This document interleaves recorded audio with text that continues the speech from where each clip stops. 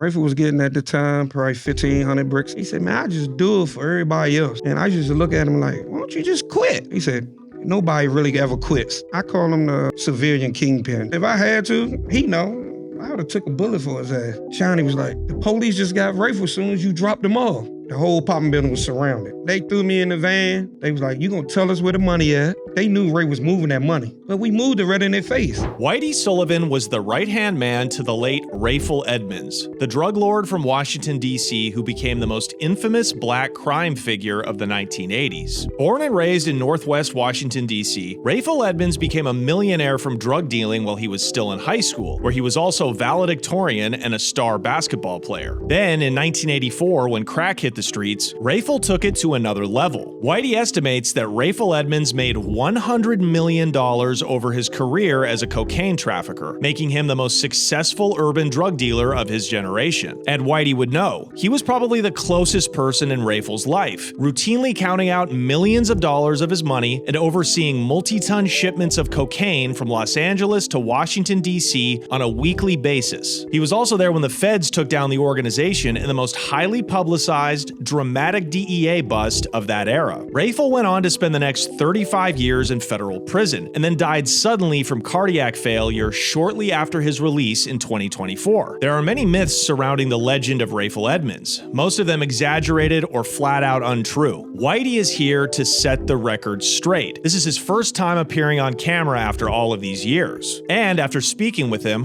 what I can tell you for sure is not a myth was the power that Rayful Edmonds wielded, and the scope of his drug empire, even for behind bars, was unprecedented in American criminal history. What you are about to hear is the most fascinating street story that still exists, and we have the only qualified person to tell it, Whitey Sullivan. We tried to fit everything into one episode, but there was just too much to talk about, so if you want to check out the bonus conversation with Whitey, head over to Patreon, patreon.com/TheConnectShow. Ladies and gentlemen, this is one for the history books. Whitey Sullivan and the Ghost of Rayful Edmonds, right here on The Connect with Johnny Mitchell. Look, I'm gonna show you, I got video. I was pissed. When Ray got out, we stopped at a 7-Eleven. He wanted a Slurpee so bad. But you know, I'm like, this asking for a Slurpee. He like, Whitey, come on. So it's a homeless white guy just standing by our truck, right? Yeah. So I was like, how you doing? You all right? He was like, yeah. We walk in the store. I come back out. Rayful out there giving him all the that he just brought. Whitey, take your jacket off. Hey, give him your shoes. So I'm taking my shit off.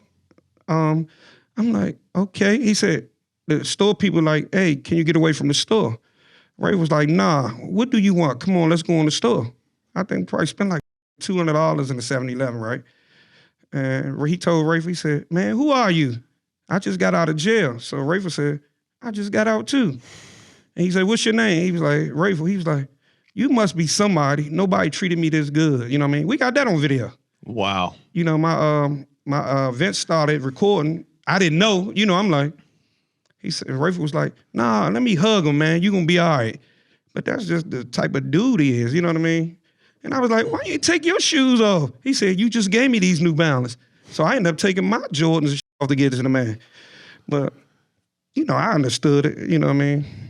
Rayful was really special. Like, there were a lot of people that hustled in the 80s. There were a lot of people that had bricks in the 80s, but there was a quality about him innately that made him exceptional as a person and as a drug kingpin. Hell yeah, because like I said, people don't, you know how you could tell if somebody know Rayful? If they say they cuss or drink, they're a damn lie. The man didn't even cuss. Only words he might have had different was pig Latin, you know what I mean? He talked that like better than anybody. And you know what I mean? So, and he never said harm nobody. Ever since I known him. I've been knowing him since I was 10 years old. Wow. So how did you meet him? You were a child growing up in D.C. I was a child, and I don't get it twisted like people say your mom got a job, your father. My mother and father had good jobs. Mom worked for Metro, dad worked for the post office. It was just the street I lived on at the time. The guys ran there in R Street, Northeast D.C. I thought they was getting money. And you know, it was like a little fascination thing. Like two of them lived next door to me. You know, I used to hang out there with them. I picked up the game real quick. You know, they was selling water. We call it water, but it's PCP. Yeah. So you sell a cigarette for $25, right? It's 20 in a pack. You do the math. Sell a bottle of vanilla extract. We selling that for $7.50. So I just started saying, damn, I'm gonna try to figure this one out. So, you know, dibbling, dabbling, hustling with them, you know, watch the corner. Oh, Whitey live next door to us. Hey, Whitey, we gonna hide this stuff in your backyard. So all along, I done got smart. You know, I was smart in school. Got me some ether. I said, I'm cutting this with baby oil. So whatever they give me, I was making double the profit, giving their money back.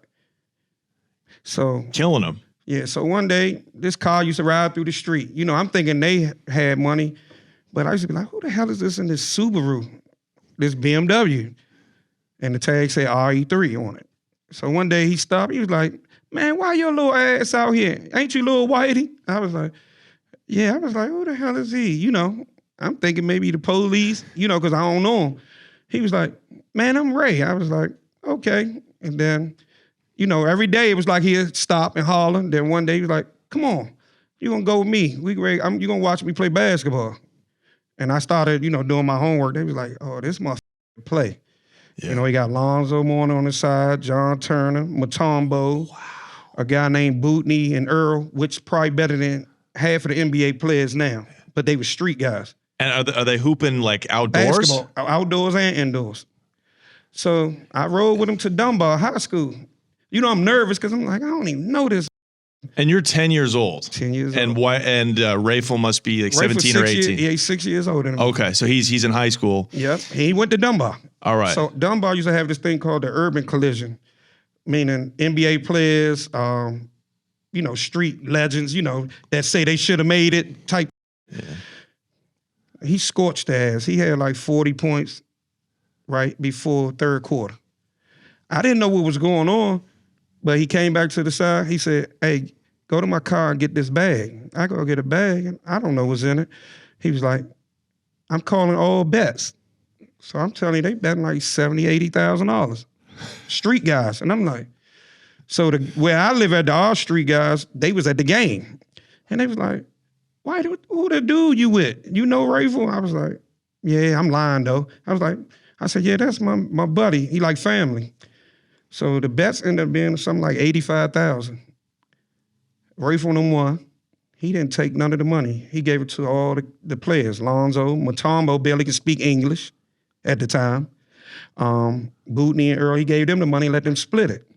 And I looked at him like, why would you bet your money and then don't keep none of it?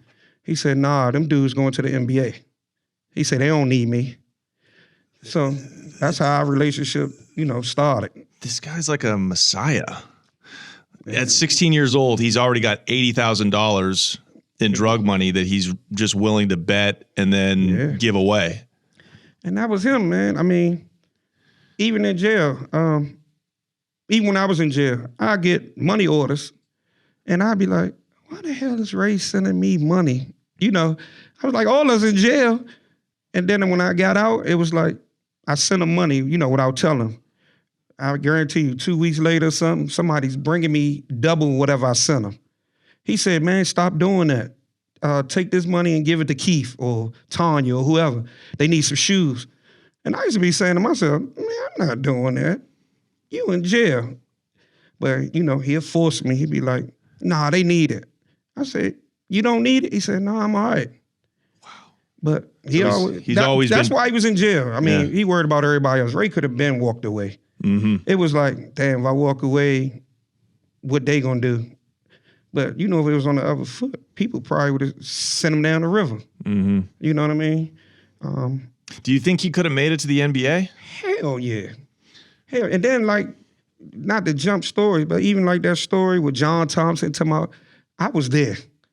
You did not step to Rayful the way everybody, you know, portraying it on the news, these podcasts.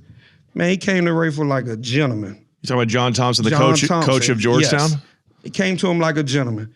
He was like, I would prefer you not to, my kids being around you if they selling drugs. Ray was like, they only play basketball with me.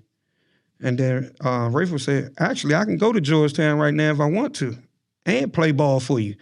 John Turner was like, no drug dealer will play basketball for me.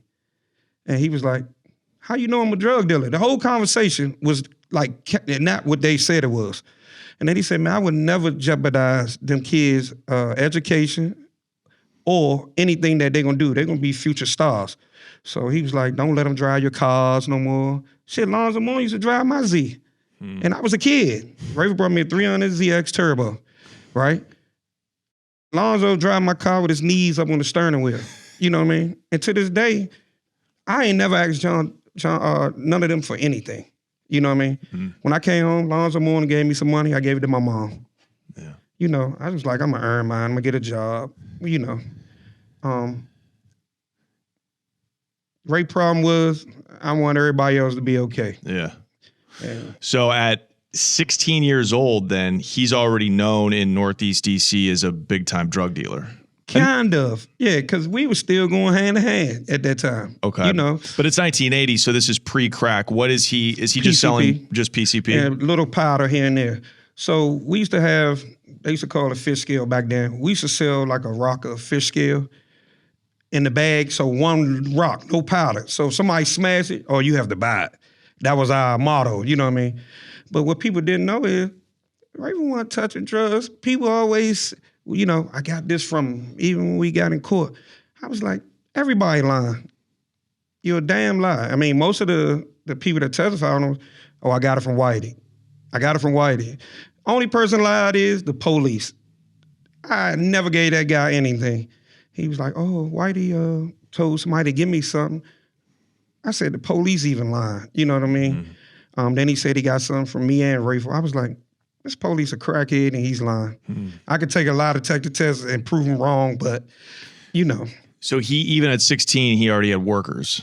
Yeah, so it was like, you know, me, Johnny, Mumford is actually his cousin. There was a couple other guys around us, Migo, Gans, Ronnie Green. That's all the neighborhood guys. And they ain't that much older than, I mean, they about my age. Ronnie Green might be about Rayful Ed. Johnny is his age because that was one of my co-defendants. But yeah, you know, it started off like that. Rayful just was a saver, you know what I mean? Even though he gave away a lot, man, that man knew numbers, man. Right. I'm not lying. He'll be like, that guy in the water, we gonna make blah, blah, blah, blah. And I'd be like, how did he get that out of that? But then after you think about it, I gotta write it down and be like, damn, he right. But he was good with math. So tell us about those early days. How did you guys grow the organization, the PCP, before the crack came along? And how did your relationship with Rayful grow? So my relationship really grew with him. I still lived on R Street at the time, which is another part of D.C. and Northeast. He came through. He was like, you got to stop doing what you're doing up here with them. You can have this. So I looked in the bag. He was like, I don't like giving you nothing. You don't need to hustle. He always said that, and you better go to school. So I got the bag, and I'm going to school. I was like, damn, there's a guy in the water.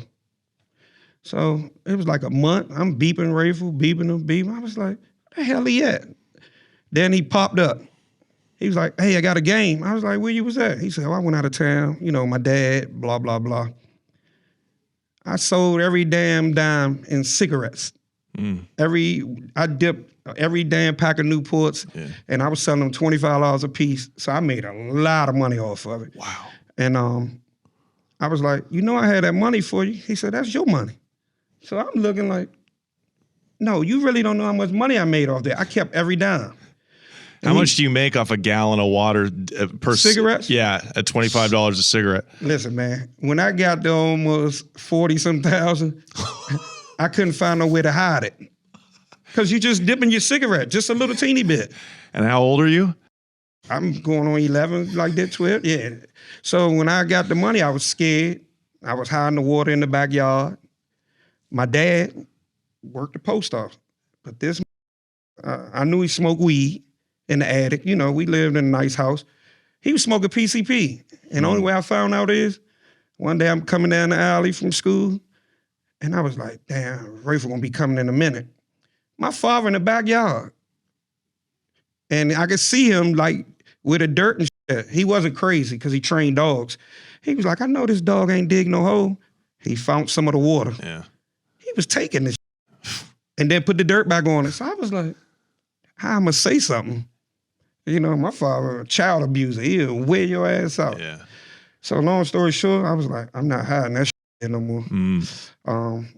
But now you're up. You got 40 G's. You're in the game. Rayful told me keep the money. I didn't know what to do with it. I was buying my friends scooters and shit. Yeah. Come on, we riding scooters to school. Then one day, Rayful was like, take the BMW, go to school. I was like, Dad, I'm taking this convertible and go. I get to school, park it where the teacher cars at. I come out, everybody in the parking lot trying to figure out who BMW that is with BBS on it. I'm talking about the security, the principal. Man, I had to go and beep him and say, man, I'm scared to move your car. They want to know who car it is. I had to go get my mom, and then that's when all hell broke loose. She was like, Rayful's a good kid. He don't own no BMW. And I was like, this is his damn car. But that's how my mom, she knew he wasn't bad, you know what I mean? She was like, I don't know what he doing, but people really like him. They say he can play basketball. All along, he hustling like hell. Yeah. Wow. So he has such leadership qualities, even as like a young man, as a kid, really. 16, 17 years old. And then he had grown men doing, you know, it was people older than us, right. Like even on our case, you know what I mean? So just think back then, you had people that was in their late 30s doing what he say do. Right. You know what I'm saying? It was just, I call him the civilian kingpin, to be honest with you. Because like I said, he never say kill nobody. He never say this. I mean, even some of our enemies, they get killed or something happen, he up there paying for shit. I'd be like, why the are you doing that? Yeah. You know, I'm a kid, but me and him had these conversations. He was like, you gotta remember, you ain't gotta let people know you don't like them or deal with them. He said, but the mom's struggling. I just be like, man, her son was out here robbing everybody. Yeah. You know, or he did this, you know. Well, I think that's a big myth because when he later on caught the big Fed case, I mean, they painted him like he was this like serial killing kingpin. I mean, they brought a helicopter in. They had the jury behind a bulletproof glass. I mean, it was way over the top. They painted him like he was like a real murderer. That was to get us convicted because, you know, at the time, I'm a juvenile and they trying to charge me as an adult. So they got them in the cell across from me. I'm in the cell by myself. And they'll take me in first, and then they be like, oh, we're going to charge you. You getting life in jail. Tell us where, you know, Rayful money is. But see, what they didn't know is Rayful wasn't even that type of dude. So even on the second case that he caught in jail, I'm going to get this stuff and send it to you. I'm going to send you this email straight from the Dominguez, the prosecutor. Chicky said, give me all of their addresses that owe us, Rayful, before this happened, right? You know what Rayful said? Man, I can't do that.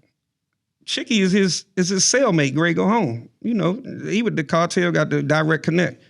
He's like, man, them people leaving you for dead. All of them owe us. Ray was like, man, I can't do that. That lets you know right there. The government telling them, hey, Chicky, and they're gonna get your ass killed. They're gonna hit your mother, whoever, blah, blah, blah. He was like, I'll take that chance, but I can't let them go kill all them people. And did they deserve it? Hell yeah. Oh, every last one of them do. Okay. I mean, and I'm cool with all of them. You talk about the people that ratted on him. Where the people that took the supplies from him didn't pay. Right. So at the end when he got knocked. Again, yeah. And they owed for the keys and shit. Yeah, you know, none of them paid. But, you know, then you had some of them like Froggy and them. They didn't pay and then got back in touch. And their thing was, we're going to rob whoever bring the keys this time. Not known as the police. That's how dumb they are. If I owe you $300,000, dude, I'm gonna believe Johnny saying, hey, bring me what you got, and even if it's $10,000, and I'm gonna give you another 100 keys. Duh. Right. That don't even make sense. No. Some of y'all came with guns. I was just like, And when that was going on, like I said, he told me. He called all the co-defendants. I was just like, he was like, please call Murphy, which is a childhood friend of ours, right? I tried. He said, call him, tell him don't go. Now, Rayful already made an agreement with the government, right? But he's still trying to save somebody that he knows is not that type of person, even though he them totally. Yeah. You know what I mean? Wow, really like a forgiving, kind, kind of Christian man. Oh, he was right? he was a God. Listen, definitely believed in God. Like even back then, like I said, everything came out of his mouth. It was never an intention to hurt nobody. Yeah, we was selling drugs, but I could tell you what, if Johnny mother was on drugs, Rayful wouldn't sell it. He said, y'all better not sell her. You know, he said, I'm telling y'all, I'm gonna cut y'all off. I mean, he couldn't save everybody. No. You know, if people gonna be on drugs, they're gonna be on drugs. And they certainly were. So you're 11, whipping a teenage Kingpin's Beamer to school when you're in got 5th, locked 6th up in grade. it, yeah. Wow. Police actually broke my thumb driving that car. They pulled me over. I got out, locked the doors, went in the building. Came back 2 hours later. They did something to the car. They took the plugs, spark plugs off the car. It was a convertible. So I get in the car, they pull me out, they break my thumb. Oh, Rayful coming to get you in this car. All along, my mom came with Rayful and his sister. They gave the car back, but they said, oh, he fell and broke his thumb. My mom was like, bullshit. When was you driving? I was like, oh. My mother was going off. And I was just like, God damn, cat out the bag now. So then did you keep going to school? Hell yeah. Okay. Rayful didn't play that, to be honest with you. If you check his school records, valedictorian, best dressed, most popular. Was he really a valedictorian of his high school? Hell yeah. Did he have offers? Did he have D1 offers? Basketball. He was gonna go to Georgetown. Okay, then what happened with that? Selling drugs. He was gonna go. So did he lose the scholarship, or did the drug money just got so huge? The drug money just got so big, and I mean, everywhere you went with him, it was almost like, they go Rayful. Sometimes that was ignoring, you know what I mean? Because people don't even know him and be, you know, running up. I'd be like, what the hell? But how did the drug business progress, and when did you start to see the cocaine start to become bigger than the water, than the PCP?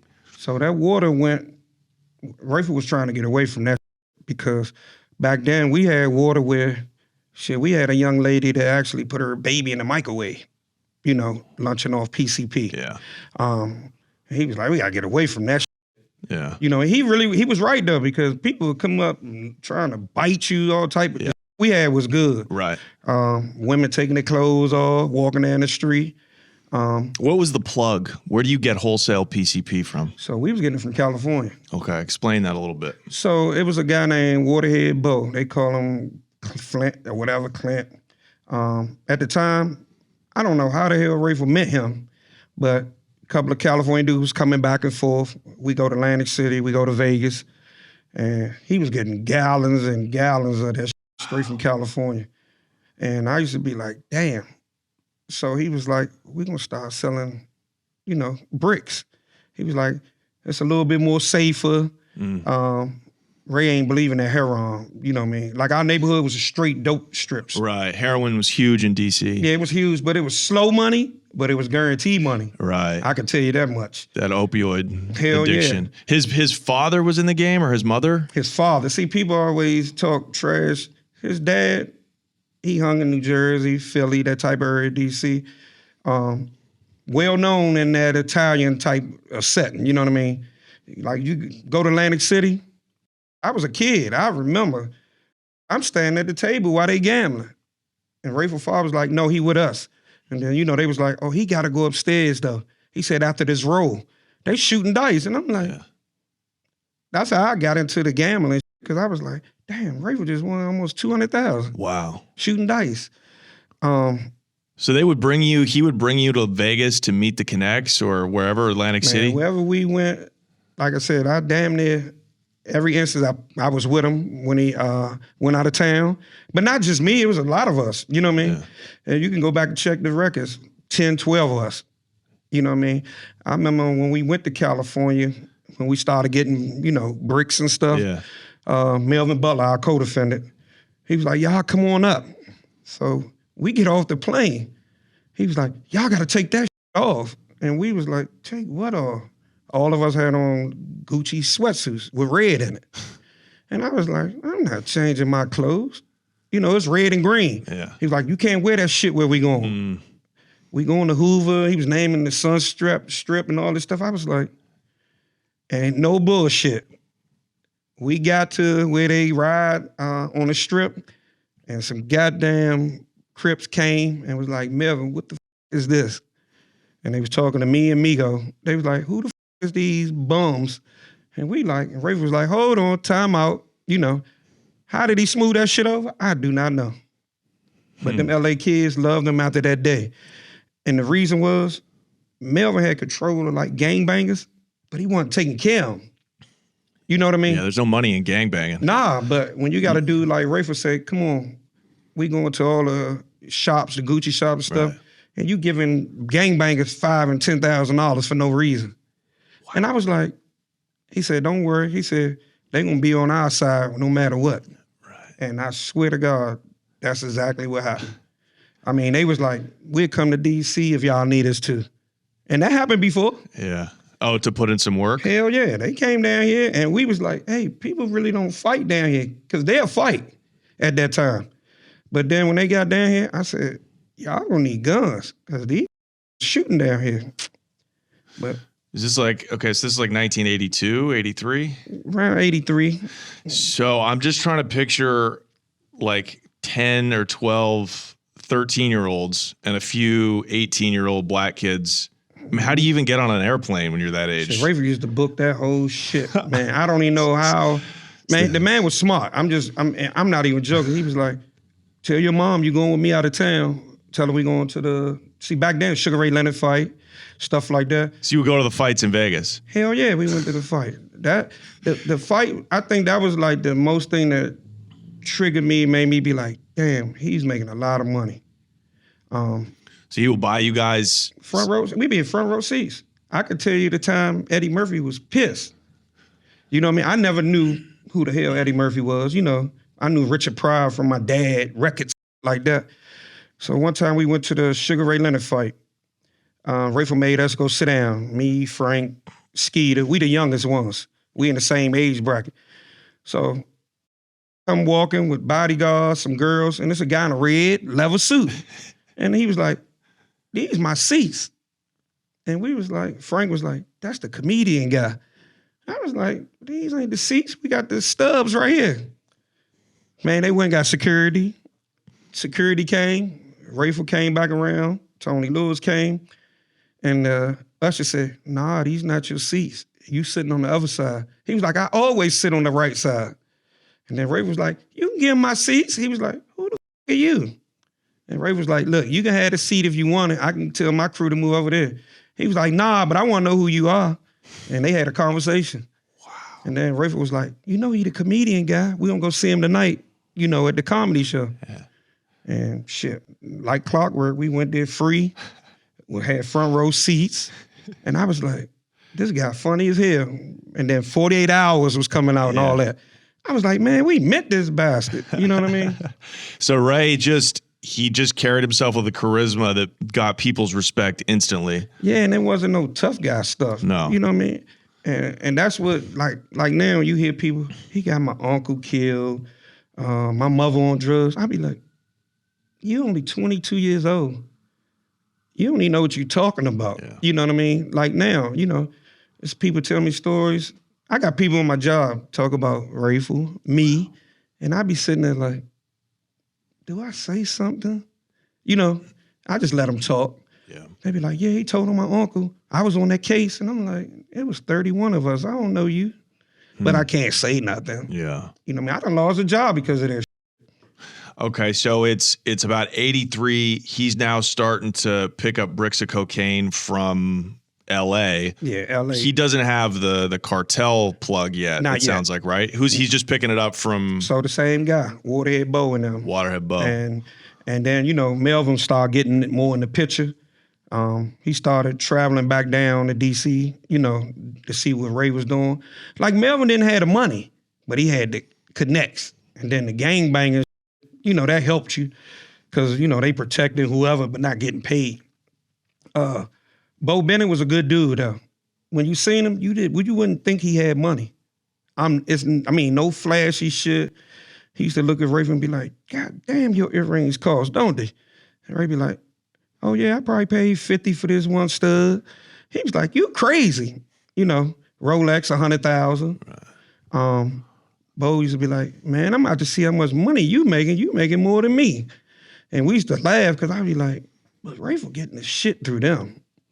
And then he got more people loving him than that they love him. You know what I mean? Mm-hmm. So then how were you getting the birds originally back to DC, and then how would you guys sell it out? Shit, Rayful was getting at the time probably 1,500 bricks at the time. 1,500? We started off big. Just getting middleman? Yeah, middleman. Wow. And his brother, which is my brother, Melvo, his name Melvin Stewart, you would never think in a million years that he was involved in anything.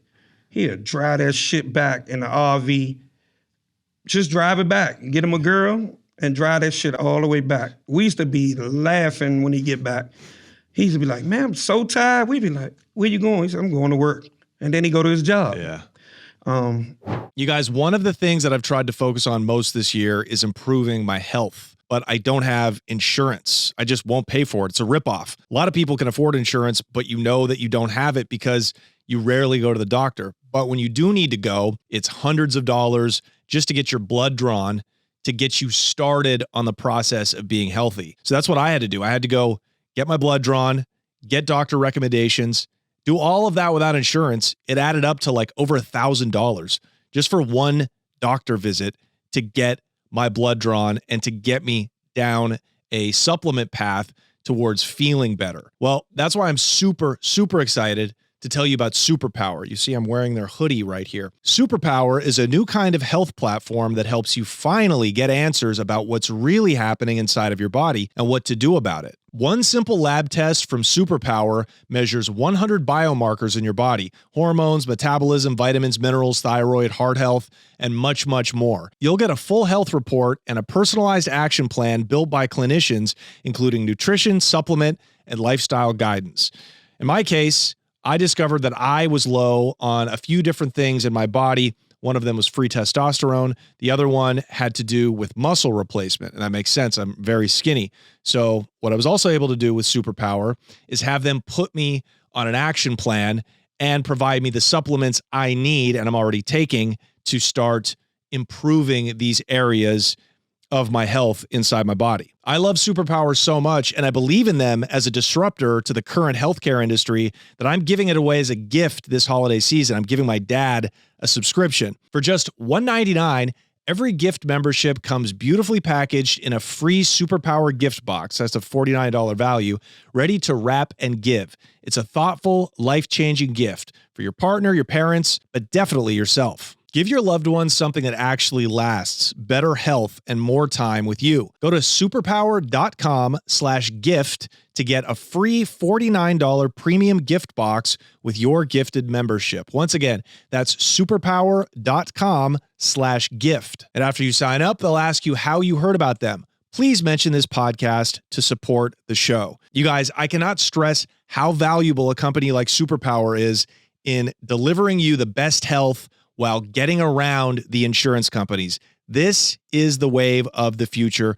Go check them out, superpower.com/gift. So you got 1,500 bricks. What was the ticket on that when he was getting middleman? Shit, Ray was paying like 12 for him at the time. 12 G's. 12. So back then at home, we was getting 30 for him, 35. Oh my God. So I was selling ounces on my own. I was charging $1,100 an ounce. You got 36 ounces in the key.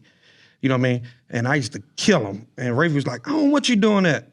But I maintained doing it because we didn't want to sell ounces on none of the strips. And I sold straight powder. It wasn't no cook up at the time. Ray was like, how the you be selling it that fast? I'm like, this is the word of mouth. And they know it's not stepped on. And like I said, he'll give me the price of that. He'd be like, well, you only owe me the 12.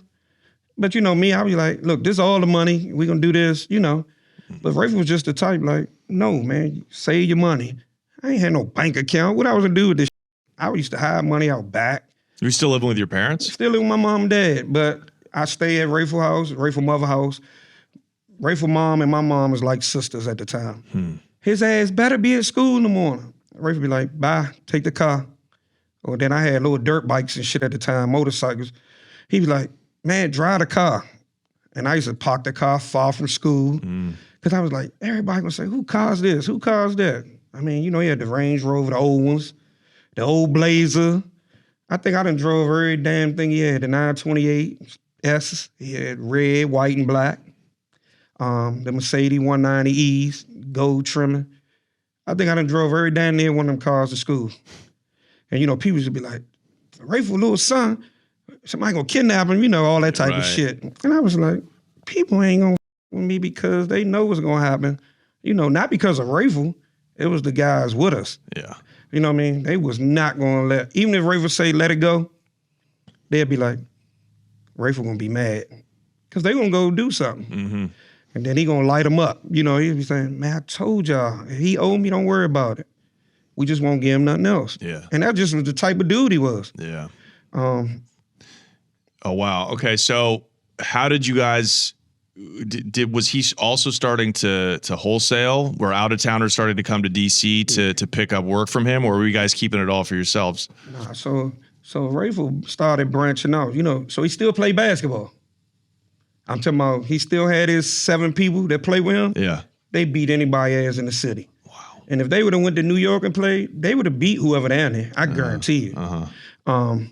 So, you know, doing the basketball thing, you could see everybody coming, up and coming drug dealers or whoever he fronting. Like, we might be giving Johnny 100 bricks. He giving them to Steve. But Steve don't know they came from Rayful. And be talking, you know, shit, be like, yeah, my man, I don't got to get nothing from Rayful. We used to be like, this dummy. Like a lot of the people they name now from the city, like big names, I'm telling you, they wasn't their shit. Came from Ray. I'm telling you it came from them. They can say whatever they want to say. We know this, and Rayful didn't mind. He'd be like, oh, you said you got that from Mike. You got it from me. You know, but people like now, they don't know the story.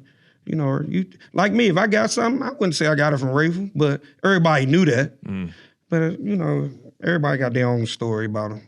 The man was a good guy. So he's like what, like 20 years old now? 19, like 20 years old? Yeah, so. Millionaire?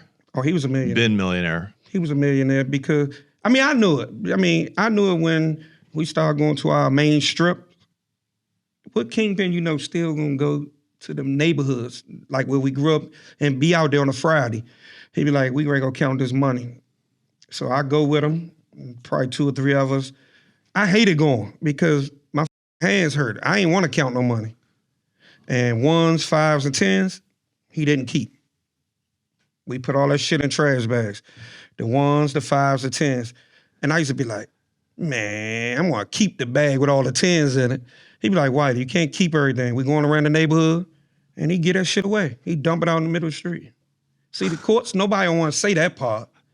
You know, I'm talking about like dump it out, and that's a lot of money every Friday. You understand? And then the fiends are just going to give it right back to him, but yeah, you know. But it wasn't even like fiends. It was like the people, homeowners. Wow. You know, everybody come out there. You had people fighting for that shit, and he'd be like, "We not doing that." So you know, every Friday it was like payroll. Everybody that was on the clock, we go out there to pay him.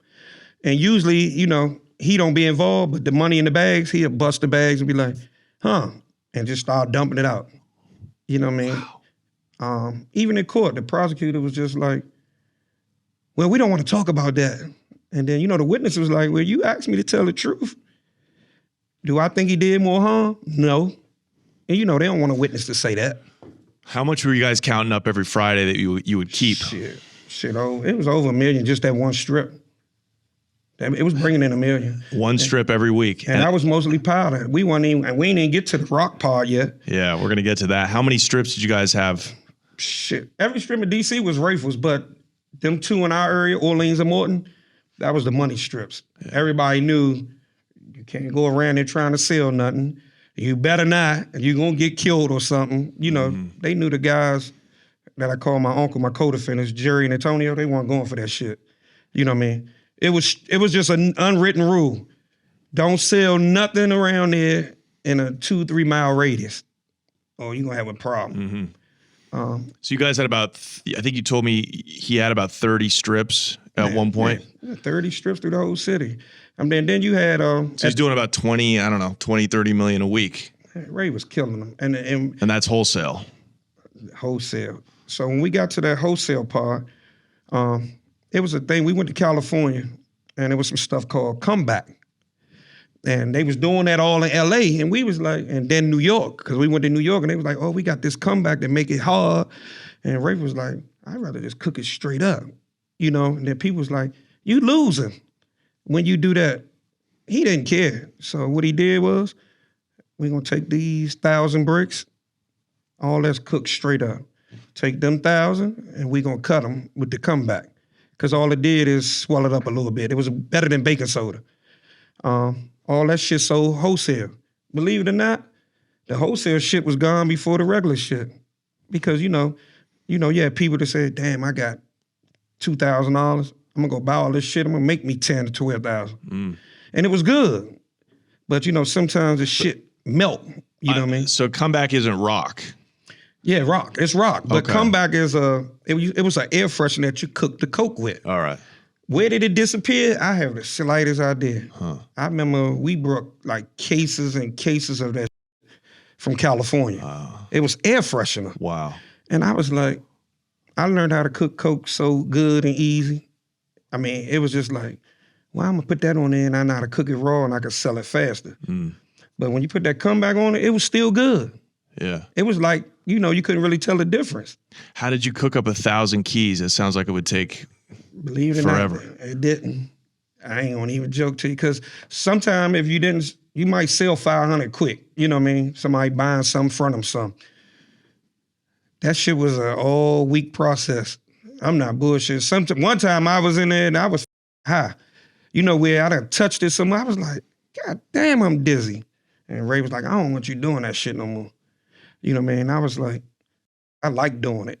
You know, it take a long time, but it dry so quick. So people don't understand that. The hard part is bagging that shit up. We'd cook it up and then give it to somebody else and let them bag it. Why he trusted people, I don't know. But it was always right though. He'd be like, nah, I know how many 50s we supposed to have. I know how much money you got to pick up. And I was like, how you do this math without no calculator? But he was good at that shit. So you guys would have thousands of keys of crack?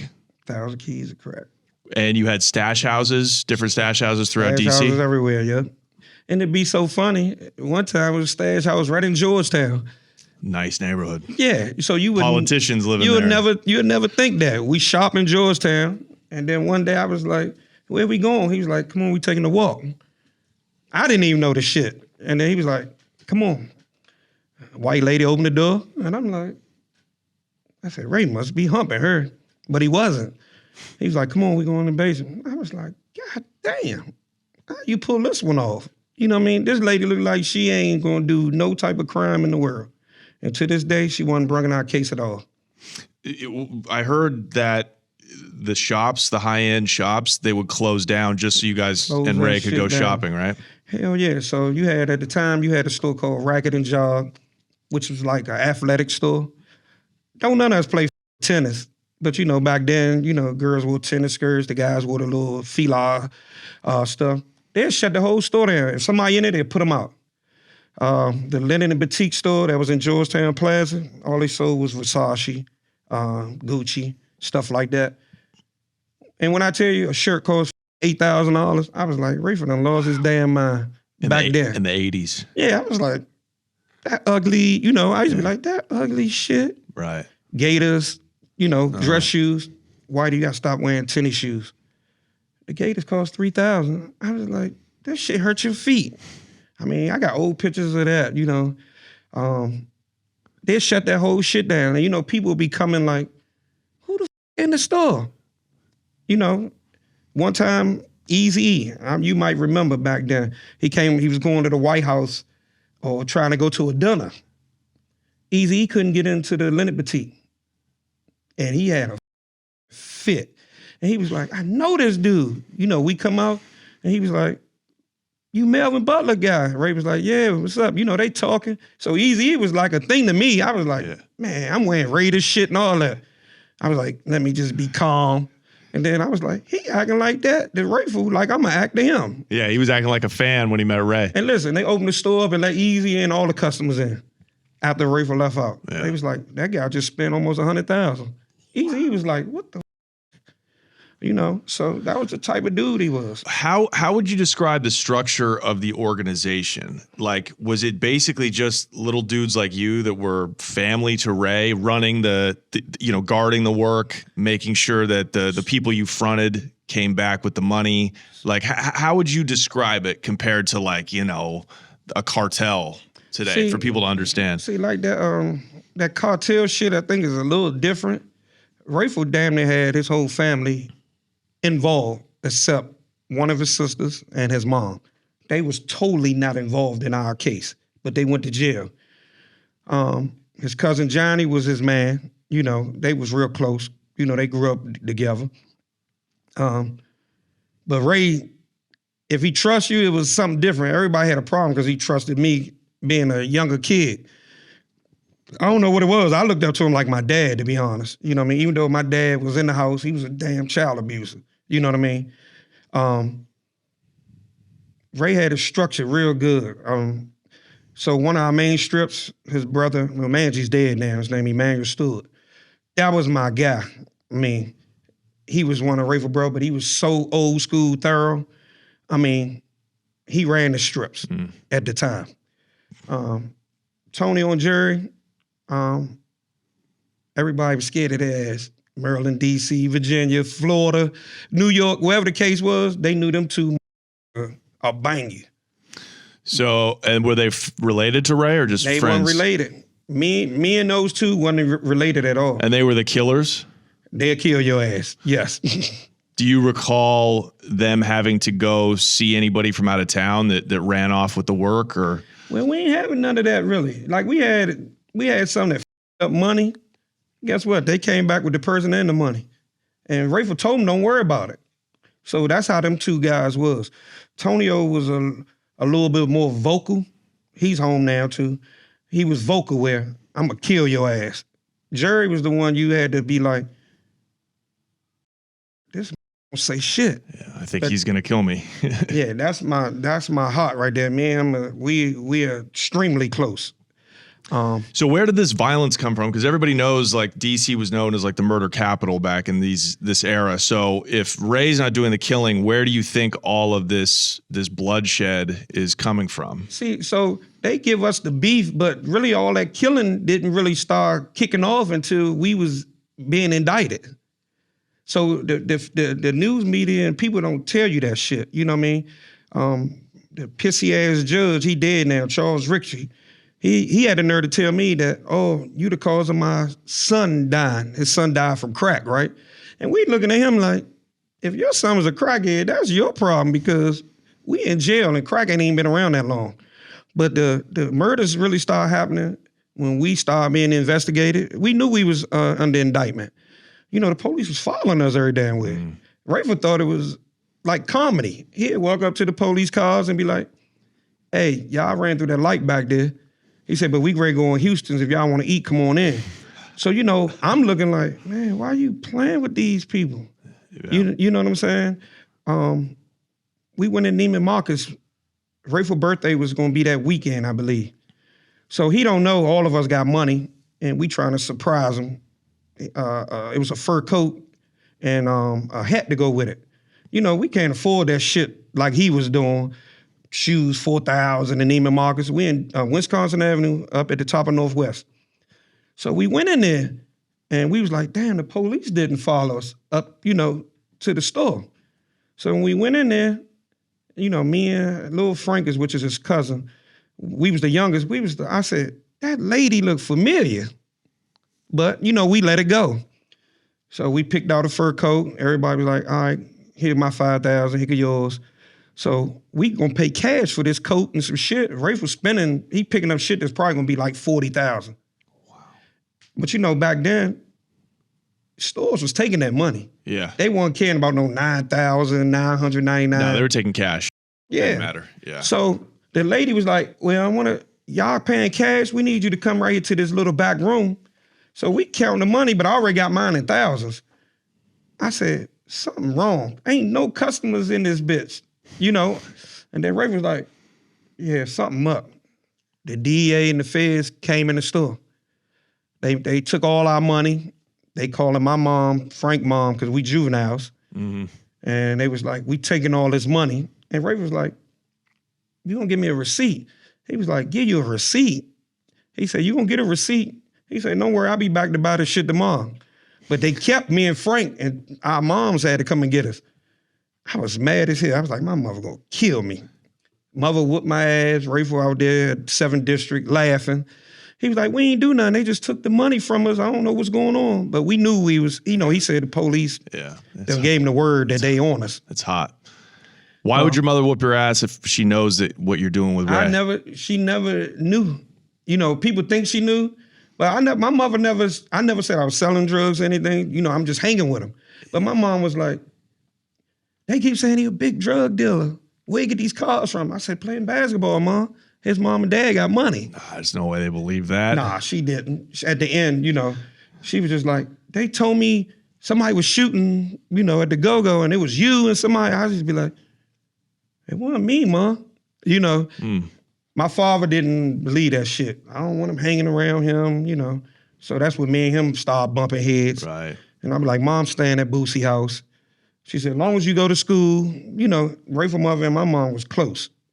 So she was like, he better go to school. So his mother didn't play that shit. If I'm there, go to school. But it started getting hard because I'm in class, beeper going off. I'm like, I said, I gotta wait. People in school, man, they got money. Whitey driving that Porsche to school, You were driving a Porsche to high school. I remember when Scarface movie came out. And I don't even think you were 16 yet. Nope.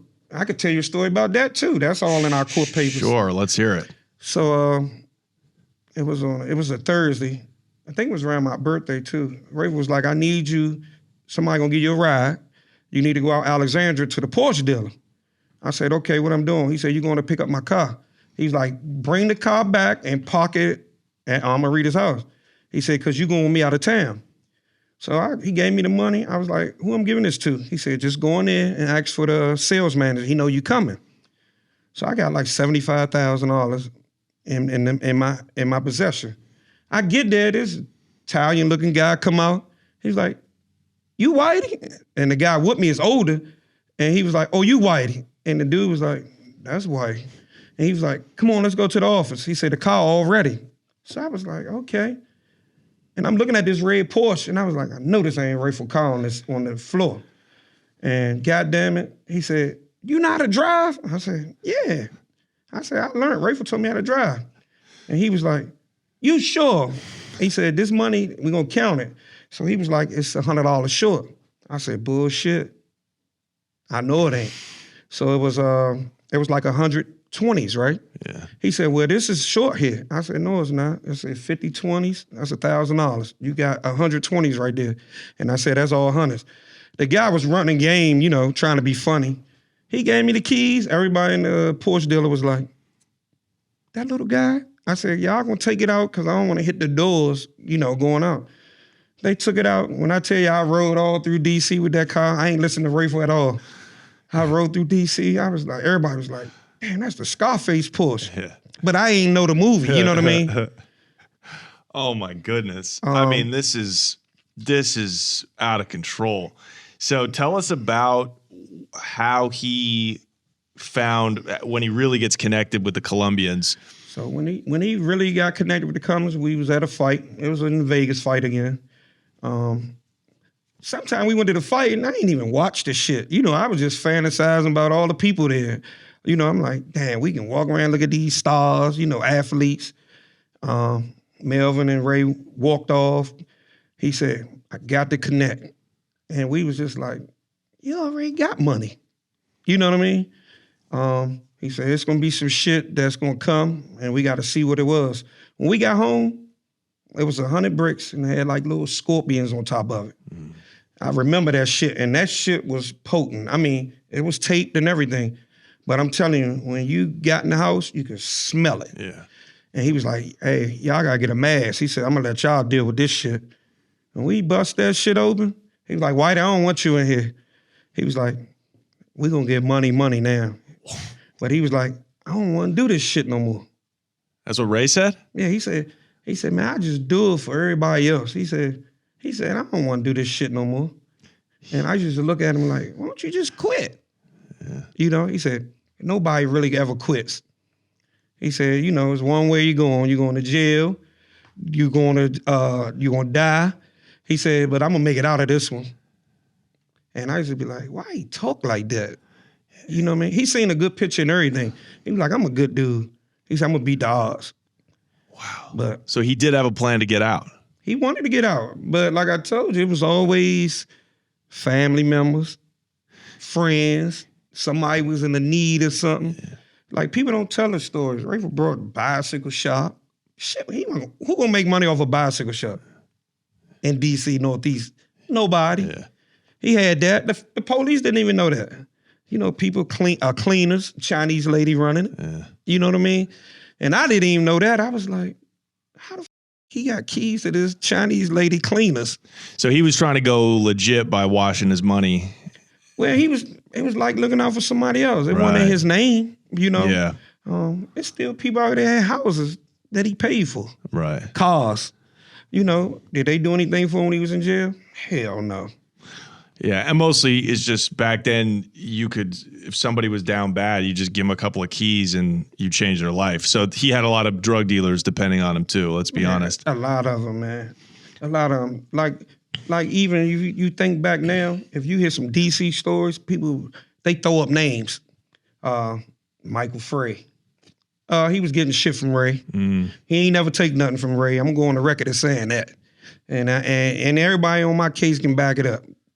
The ones that's still alive. Tony O'Jerry, they can back it up. You know what I mean? But if you listen to stories, you know, people be like, oh, Michael Frey he ran D.C. Man, he didn't run nothing with us.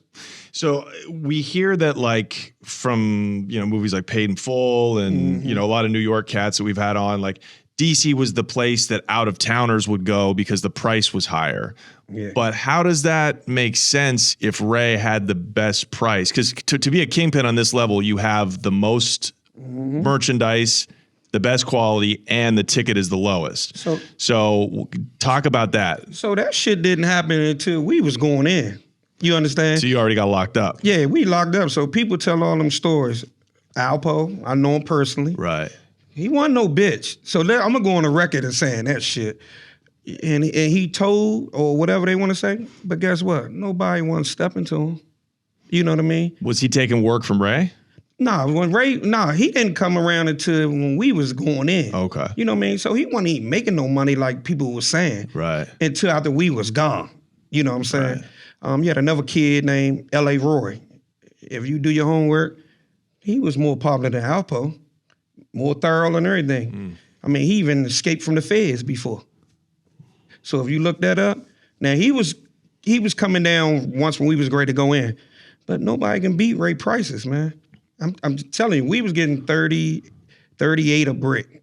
Wow. People wasn't getting that, and Ray was paying 12 for that shit. And I think before we went in, he probably was paying 9. Oh my God.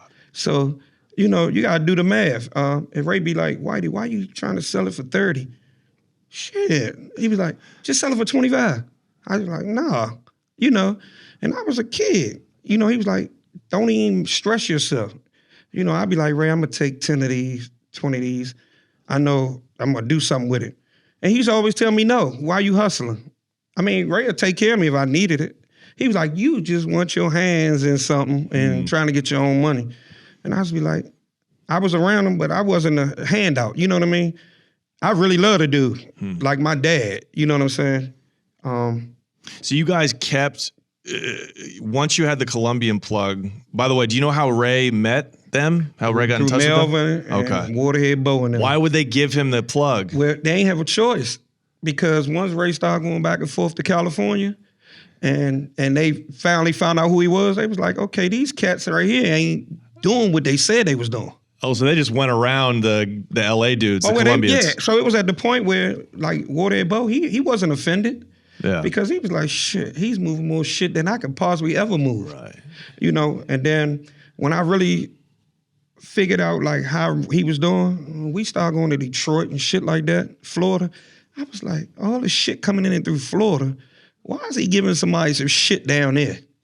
You know what I mean? Yeah. That's when you knew it was just like people really with him. Because I know some prices had to be cheaper in Florida. But they was like, the product that he has, that shit is good. Right. It was almost like heroin. You know, you could put a 3 on it. Wow. You know, and like I told you, it was potent, man. I'm telling you, like bleeding through the bag type shit. And LA was the spot. That was always Ray love LA. That was the pickup spot. Yeah, LA. Well, one time, it was closer. I mean, even one time in Detroit. Why, I don't know. But we went to Detroit and I was like, this is a broke down ass town with pimps. Yeah. And, whores. Yeah. That was the money down there in heroin, you know what I mean? Right. And I used to say, well, we don't sell heroin. And then I figured it out. He was like, oh, no, I just had somebody to drop something here. Yeah. But I knew why, because he was supplying people that didn't even know they was getting it from him. You know what I mean?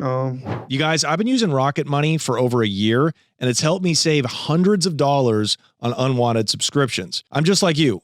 Everything in my life is a subscription, and half of the things I forgot that I even subscribe to, most of them I don't even need. Rocket Money is an app, a tool that helps you track all of your online payments and all of your automatic subscriptions. So I just go on there every month and I see what I'm paying for. And if there's a subscription, a charge from my account, I simply go in there and I cancel it. Rocket Money is a personal finance app that helps you find and cancel your unwanted subscriptions. It monitors your spending and helps lower your bills so you can grow your savings. If you've got a goal you'd like to save for, Rocket Money can analyze your accounts to find the best time each month to put extra money aside. This is what I do with cryptocurrency. Any overages, any extras that I have at the end of the month, I put into Bitcoin, and I do that with Rocket Money. Rocket Money has saved users over $2.5 billion, including over 880 million in canceled subscriptions alone. Their 10 million members save up to $740 a year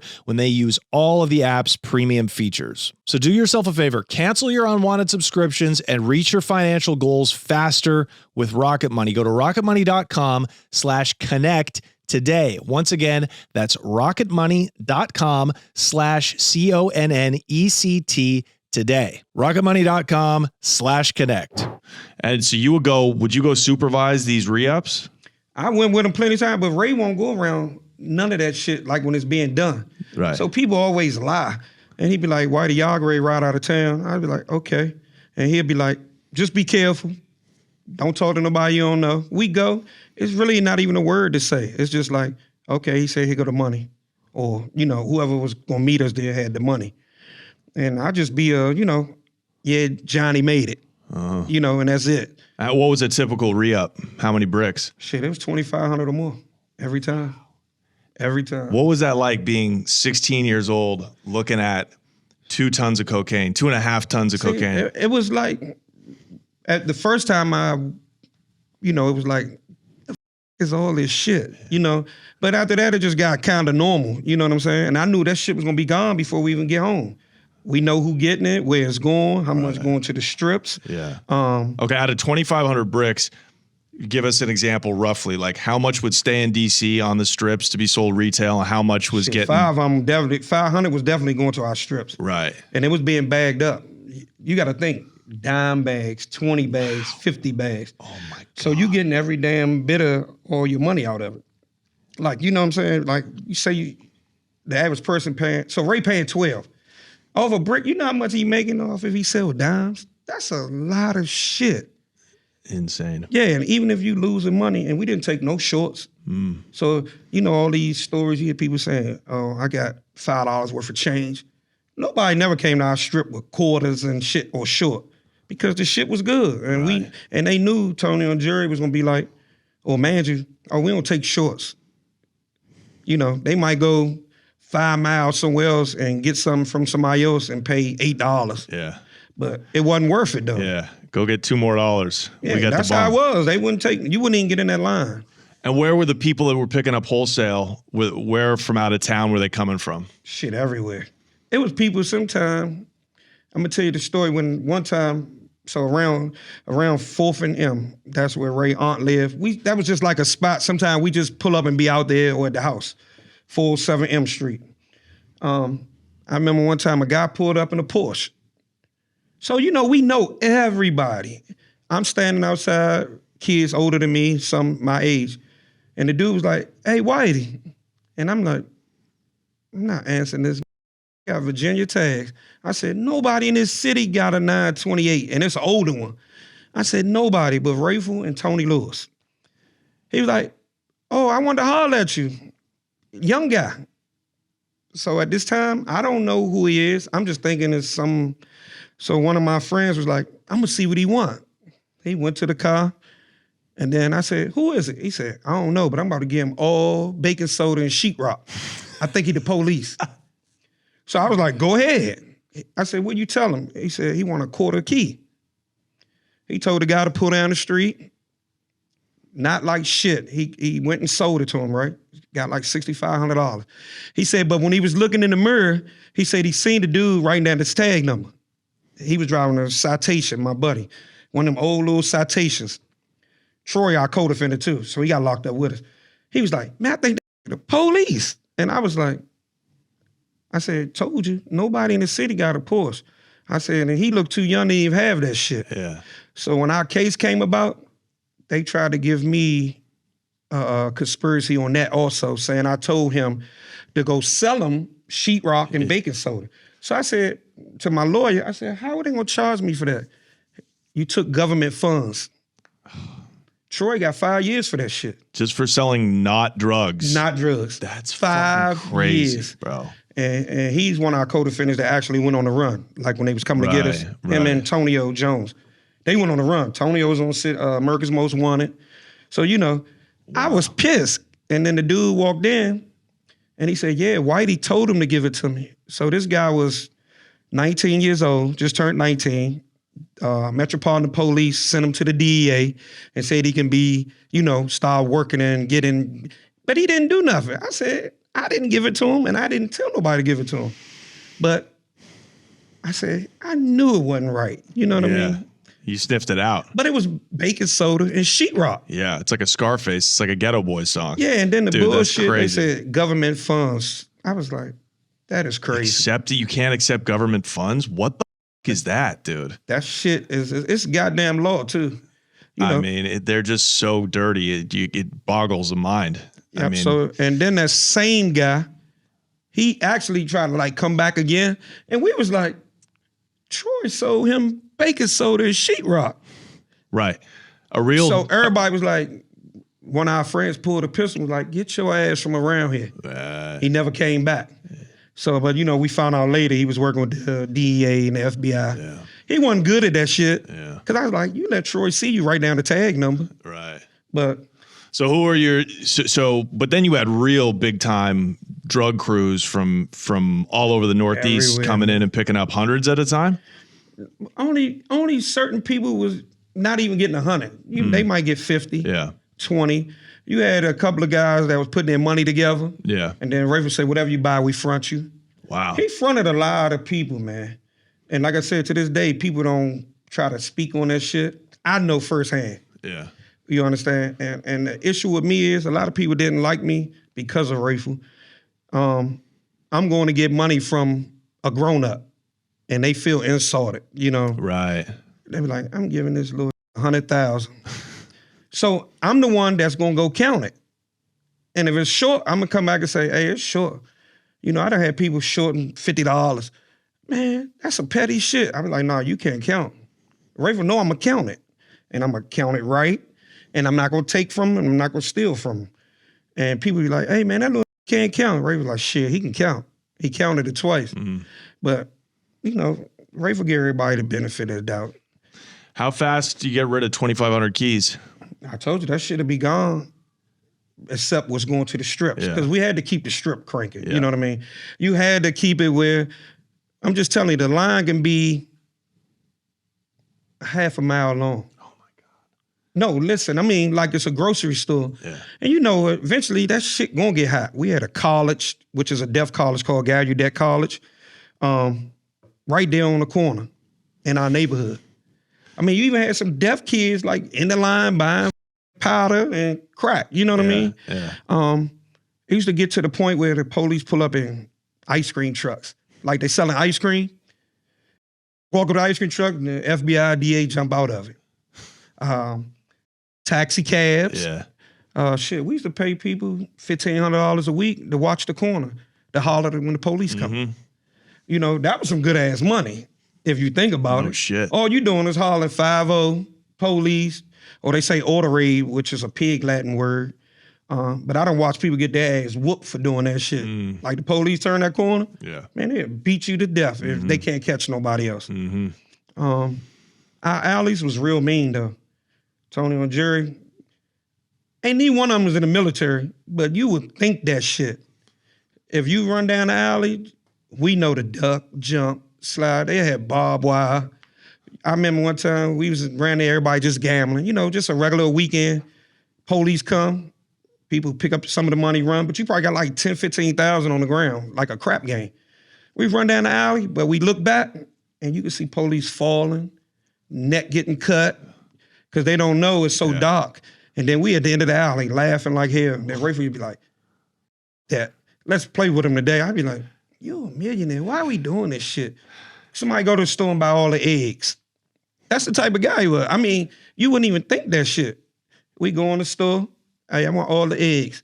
Rayful was like, "They still around there watching the corner, you know, making us where we can't hustle." Throwing eggs at the police. I used to be like, but they won't do nothing to him. But if they catch one of us, they us up. Those must have been some legendary dice games. Crack era. Tell us about how much money would be in a crack era DC dice game. So, you know, we had crap houses too. Yeah. Yeah, so, I mean, we still got some now. Like, people really don't talk about it because, you know, these youngers are running in and try to rob it. Yeah. But shit, I remember in crap house, Rayful walking in, see everybody think it was payday, sweet. He'd be like, "Who's shooting the dice?" They'd be like, "You got them." Ray was like, "All right, what's the bet? You bet you can't throw under a 4. Put all y'all money on the table, whoever betting." Like, you got people that's just throwing shit on the table. He don't know what it is. He was like, bet. This throw that shit. We talking about one shot rolls. You know what I mean? Count that shit. He got 80,000, 100,000. Dude. And then you got people like, he was like, "You want some money back?" Because, you know, back in them days, people be like, you win, you give a person a little bit back. Of course. Ray would be like, "What you want back? But you owe me." They shoot it again and owe again. I'd be like, "You crazy." Because you can't beat long money. Or one of us younger guys, he'd be like, "Nah, I'm going to let Whitey shoot the dice." And I'd be like, "I don't want to be involved in this shit." Because if I win, everybody mad at me. Yeah. You know what I mean? If I lose, Rayful don't care. Bet it back. You know? Man, I remember he done cleaned houses. I mean, 150, 200,000. I mean, just roll like the that. dice. Yeah, you get a house man a couple of dollars because it's his house. Yeah. And you shooting on a pool table. So, you know, it'd be like, I'd be like, "Why you bet that much?" He'd be like, "Nah, we win or we lose." And I was like, he always win. I mean, always. If he lost, how much money you got on you, Johnny, Harry, Whitey? Give me that. He said, "Bet this." Don't know what we gave him. I could say I gave him 10,000 and wasn't. He win. He was never worried. He was never concerned. He didn't seem he even cared about money really. Nah, man. He didn't, man. It just came to him, but it's almost because it's like that law of the universe, like you just attract it, but you don't hold on to it. Like he almost had like, this is gonna sound crazy to say, he almost had like this like Eastern like Buddhist philosophy. He's like, we're just here for a time. I don't own any of it. I'm just here passing through this life. Yeah. And his thing What a was, fascinating man. and he was just like, everything was positive that like came out of him. You know what I'm saying? Yeah. Even when I know I'm shit depressed, you know, ain't nothing Rayful can say to me. But somehow I sit back and think and be like, he said it's gonna get better. And bullshit you not, something happened and get better. I'd be like, what the? This man in jail, you know, we fighting to get him out. People didn't know that. You know, his sister, love her to all my heart, Rayful Edmond, militant. She used to be like, "I don't know if it's gonna work." But Rayful and you keep saying and getting out. Every time I go visit him, he be like, "I'm gonna be home soon." And I used to be like, I'm praying. I don't think that's the much praying I ever did in my life, not even for myself. I was like, he deserved it. I even was at the point where, man, I wish I could trade places with you. You get out and I go in and do your time. And he used to be like, stop saying that. You're going to be out there with me, you know? And I used to be like, man, when you get out, I'm going to be so relaxed. You know what I mean? God damn it. He can make any situation feel like it's going to be positive no matter what. Real born leader. Yeah, I Just remember. a real born leader. I mean, like even in D.C., who you know, like a drug dealer, murder, anything, they having councilman meetings saying they want people to come and say why he shouldn't get out of jail. They had like 5 of that shit. I showed up for the first one. So everybody was like, Whitey, don't go. I was like, I'm not gonna let them bash him like this. We trying to get this this paperwork in so they can, because they owed him good time, never gave it to him. See, people don't realize Rayful corroborated, he didn't get no time off. People don't know that. Rayful got his own time off. He filed motion after motion. His sister filed motion. Vince helped file paperwork. We got lawyers. He didn't get no time off for telling. Only thing he got off was mom getting out. Wow. So people telling a story, oh, he got out. Nah, the law changed, dummy. You know what I mean? They don't know before he died, Biden was about to pardon him. With the dude, Southwest T and all them, we got the paperwork. Yeah. He was about to be pardoned and he was already out on the leg monitor, which he shouldn't have been on. But what they didn't realize, he didn't tell. So I went to this first meeting. When I tell you people got up there on the mic in front of the news media, yeah, my sister was killed because of him. And they was like, how old are you? She was like 19. My sister was 30. I was like, Rayful been in jail over 30 years. Longer than you've been alive. So you lying, you know, but the news media ain't questioning her, you know what I mean? And then I had a lady that was sitting beside me the whole time. I don't want his ass out. He was having people killed and all that. So they was about to close up, right? So one of the prosecutors, he was like, I know you, to me. I wasn't hiding, I was sitting like the second row. I waited, they said, we're gonna close this up because it looked like the majority of y'all don't want him out. But it was so many older white people, Chinese, that said, he deserved to be out. He was only locked up for drugs.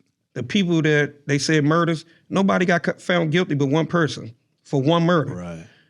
I said, I got something to say. They was like, who are you? I was like, my name Harry Sullivan. I was a juvenile on the case. Rayful was like my dad. The lady that was talking shit, she jumped up and hauled ass out of there. The old guy that said something left. I said, every story I heard up here was a lie. They was like, can you tell us? I said, well, I was on the case. I said, so I'm telling you firsthand. The young lady right there can't be telling the truth because she said her sister was 30. He been in jail longer than that. So how did he get her killed? You know, or whatever the case might be. And they was like, and you can see the news guy saying, yeah, his name Whitey, but I didn't say that. I just said Hurry. And I lit their ass up for like 15 minutes. And the news was outside trying to follow me to my car. Can we talk to you? I said, I don't have nothing else to say. I said, but y'all holding a meeting about a man ready to go up for a resentencing. He didn't tell and get time off. Tell that part, you know.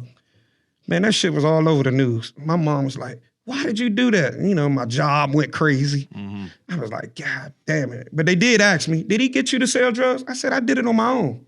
He didn't make me do anything. I said he got a life sentence because I was a juvenile selling drugs. That was one of the points he got, you know, giving the juvenile drugs charges, right. And then by a school. And you know, that shit haunted me, you know what I mean? Because I was like, he didn't make me sell drugs.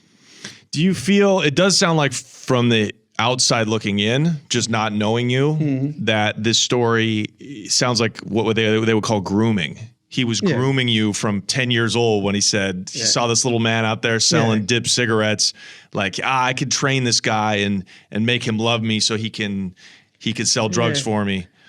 Yeah, I know people looking at it, but like all our co-defendants and the people that's close to us, they know me and shared a bond like father and son. Like he had a son that's younger than me, you know, real young. I even used to change his diapers and shit. Well, if he went with us out of town to Vegas or Atlantic City, I'm the goddamn babysitter. You know what I mean? And I hated that shit. Even though I was young, you know, I couldn't go gamble or nothing at the time and stuff. We had like a serious bond. Like that was, my day wasn't right if I ain't get a letter from him and I'm in jail, he in jail, or I'm sending him a letter.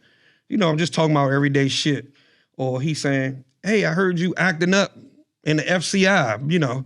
I'd be like, I'm not acting up, but, you know, I'm not letting these gay booty bandits that we call our homies get me involved in some dumb shit. You know, and then they say you ain't sticking with the homies. Nah, I don't believe in that shit. And then, you know, I was light-skinned, good hair, cat eyes. Shit, I was bait, you know what I mean? Right. But the thing was, I just wasn't no sucker. I ain't saying I was no gangster or any of that.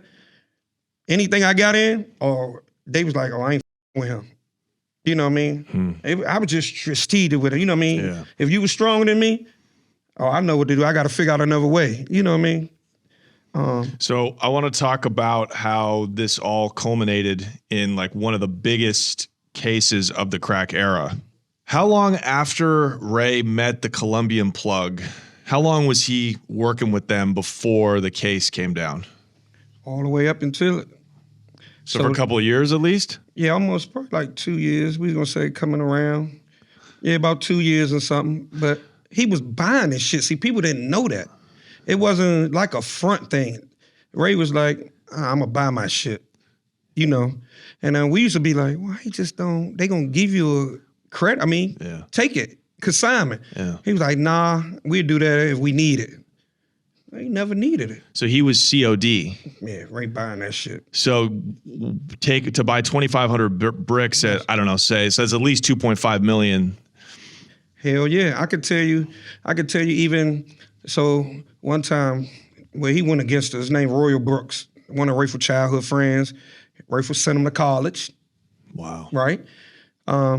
We went to go count some money. I was like, how much money we count? He said, got to count 4 million. We got to make sure it's 4 million. So I was like, okay, this going to be all goddamn night. You know, we go count the money, rubber band it up. We get the suitcases. We go meet Royal. Rayful talking to him. I don't know what he's saying, but I know he's going to California. This dummy get on the plane. Somebody cut into him, you know, on the flight. Greed got to him. The guy was like, hey, yeah, you know, it's a basketball game, blah, blah, blah. He said, where you going? You know, cut into him. Royal opened up so much to this guy, which ended up being a DEA agent. He was like, yeah, I'm trying to get some for $2.5 million. Remember now, he had $4 million. And the dude was like, no, I think I can work that out. You know, we can get it. You know, the whole time it's a DEA agent. They don't even know Royal got money with him. The money's going to get there when he get there. Royal go to the hotel, call the guy, and the feds just come. And then he said, oh, I got to call Rayful. You know, he called the house, which is Rayful aunt's house at the time. All of us there, except Rayful. And they was like, Royal on the phone. And then everybody was like, Royal on the phone? I hauled ass outside. I said, I got to go find Rayful. He outside somewhere. He's like, what's up? He said, I'm getting this number saying 911 on the pager. Somebody calling the car phone. Royal ass was busted. He done gave the feds the $4 million. Oh my God. So Rayful, everybody, you know, Tonio, Jerry, Rayful, everybody, Johnny, all us talking. I don't got really no say so, but I'm right there. He's like, come on, Whitey, I'm going to count 4 more million. And I was like, where the f you don't get 4 more million this quick?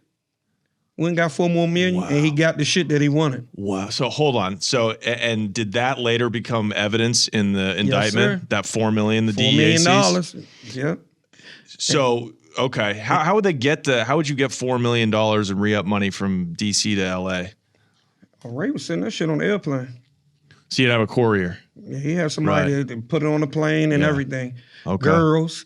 Some of the baddest girls back then that had jobs, you wouldn't even think that they had the way of doing that. Right. Royal was like that's a bad taste in our mouth because Rayful loved that month. Even after he told, you know what Rayful said? He said, man, I expect that from him. He wasn't a street guy. Yeah. And we used to be like, we wouldn't even be in this predicament. Yeah. You know? Clearly not. They changed his name. He couldn't tell nothing but the money. He couldn't tell nothing else. They said, who you get the money from? Rayful. Out his hand? Yes. Nah, like shit. You didn't get the money from Rayful. But He ended up changing his name. So $4 million gets you 4,000 keys. Holy shit. He was killing them. That is. And this is why we under investigation. Yeah. Okay. So how would you guys get 4,000 joints across the country? Whoever the Colombian was, they had that shit set, and then Melbo go pick it up.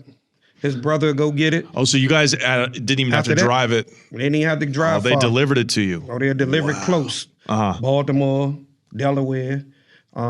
It got easier. You know what I mean? Melbo ain't had to drive far, but Melbo got balls better than anybody I know, man. We joke about this shit every other day now. I said, "You wasn't scared?" He was like, "Hell no, I'm just driving." Wow. You know. How? But 4,000 kilos. What vehicle are you taking that in? You got to break that. They done had everything. They done had big ass 26-foot box truck. You thinking it's goddamn beans and potatoes? Shit, stash spot, the RV, the whole bottom of the RV is bricks. You know, it got so easy then you know everybody started having these stash spots. You know what I mean? And then where do you warehouse 4,000 keys as they're being? He sent them everywhere. Nah, we already knew. Keith coming to get 500, somebody coming to get 100, the strip getting these, this person getting that, and then we had shit that we just knew was gonna sell later. Yeah. You know what I mean? But Ray had it planned out. Right. So everything will be out his hand, don't mean it was paid for yet, but it'll be all out it'll be all gone. And when the money comes back, you know, say like 4,000 keys, you guys sell them for an average of 25,000. Let's just say 20,000 on the low end. 25 probably was the lowest back then. We was giving it to somebody. Okay, yeah. So say it's like 12, 15 million that comes back off a $4 million investment. Where with that 12 million, like, did he have? Ray, did he have different? I mean, where was he keeping that kind of cash? Different places, different houses. Shit, we could be in a different part of town, and Ray could say, "Oh, I gotta make a stop. Go get 100, 200,000." You'd be like, "Who the house is this?" You know what I mean? Some stuff he did keep to himself. Yeah. But me riding with him, I just observe and pay attention. You know what I mean? Shit, he ain't never keep nothing from me. Right. That's why I said if I had to, he know. I would have took a bullet for his ass. So he had, when you talk about people that were either helping him directly or indirectly, even if it was just stashing money, he had hundreds of people. Yeah, hundreds of people that were cooperating with him. Cooperating with him. And to this day, it's some people that have never been mentioned. You know what I mean? Yeah. To this day. I seen a lot of them when he first got out because he was using me and Vince's phone to call people. I was pissed because some of the people, I can't stand their ass, you know.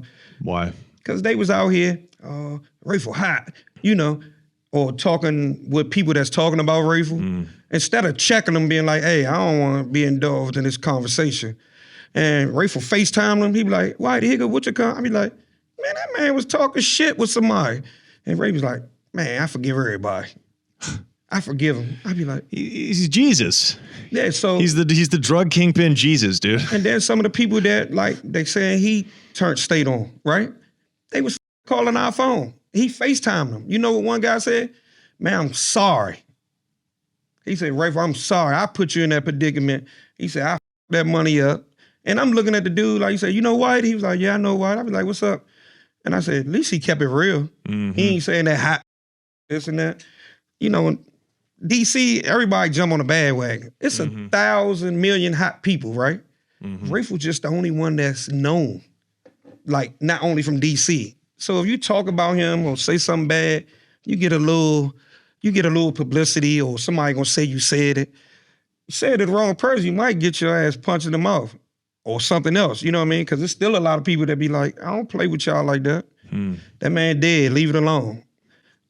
He forgave everybody, man. Okay, so what year? I mean, do you remember how it all ended? Do you remember how the day you got arrested and what happened?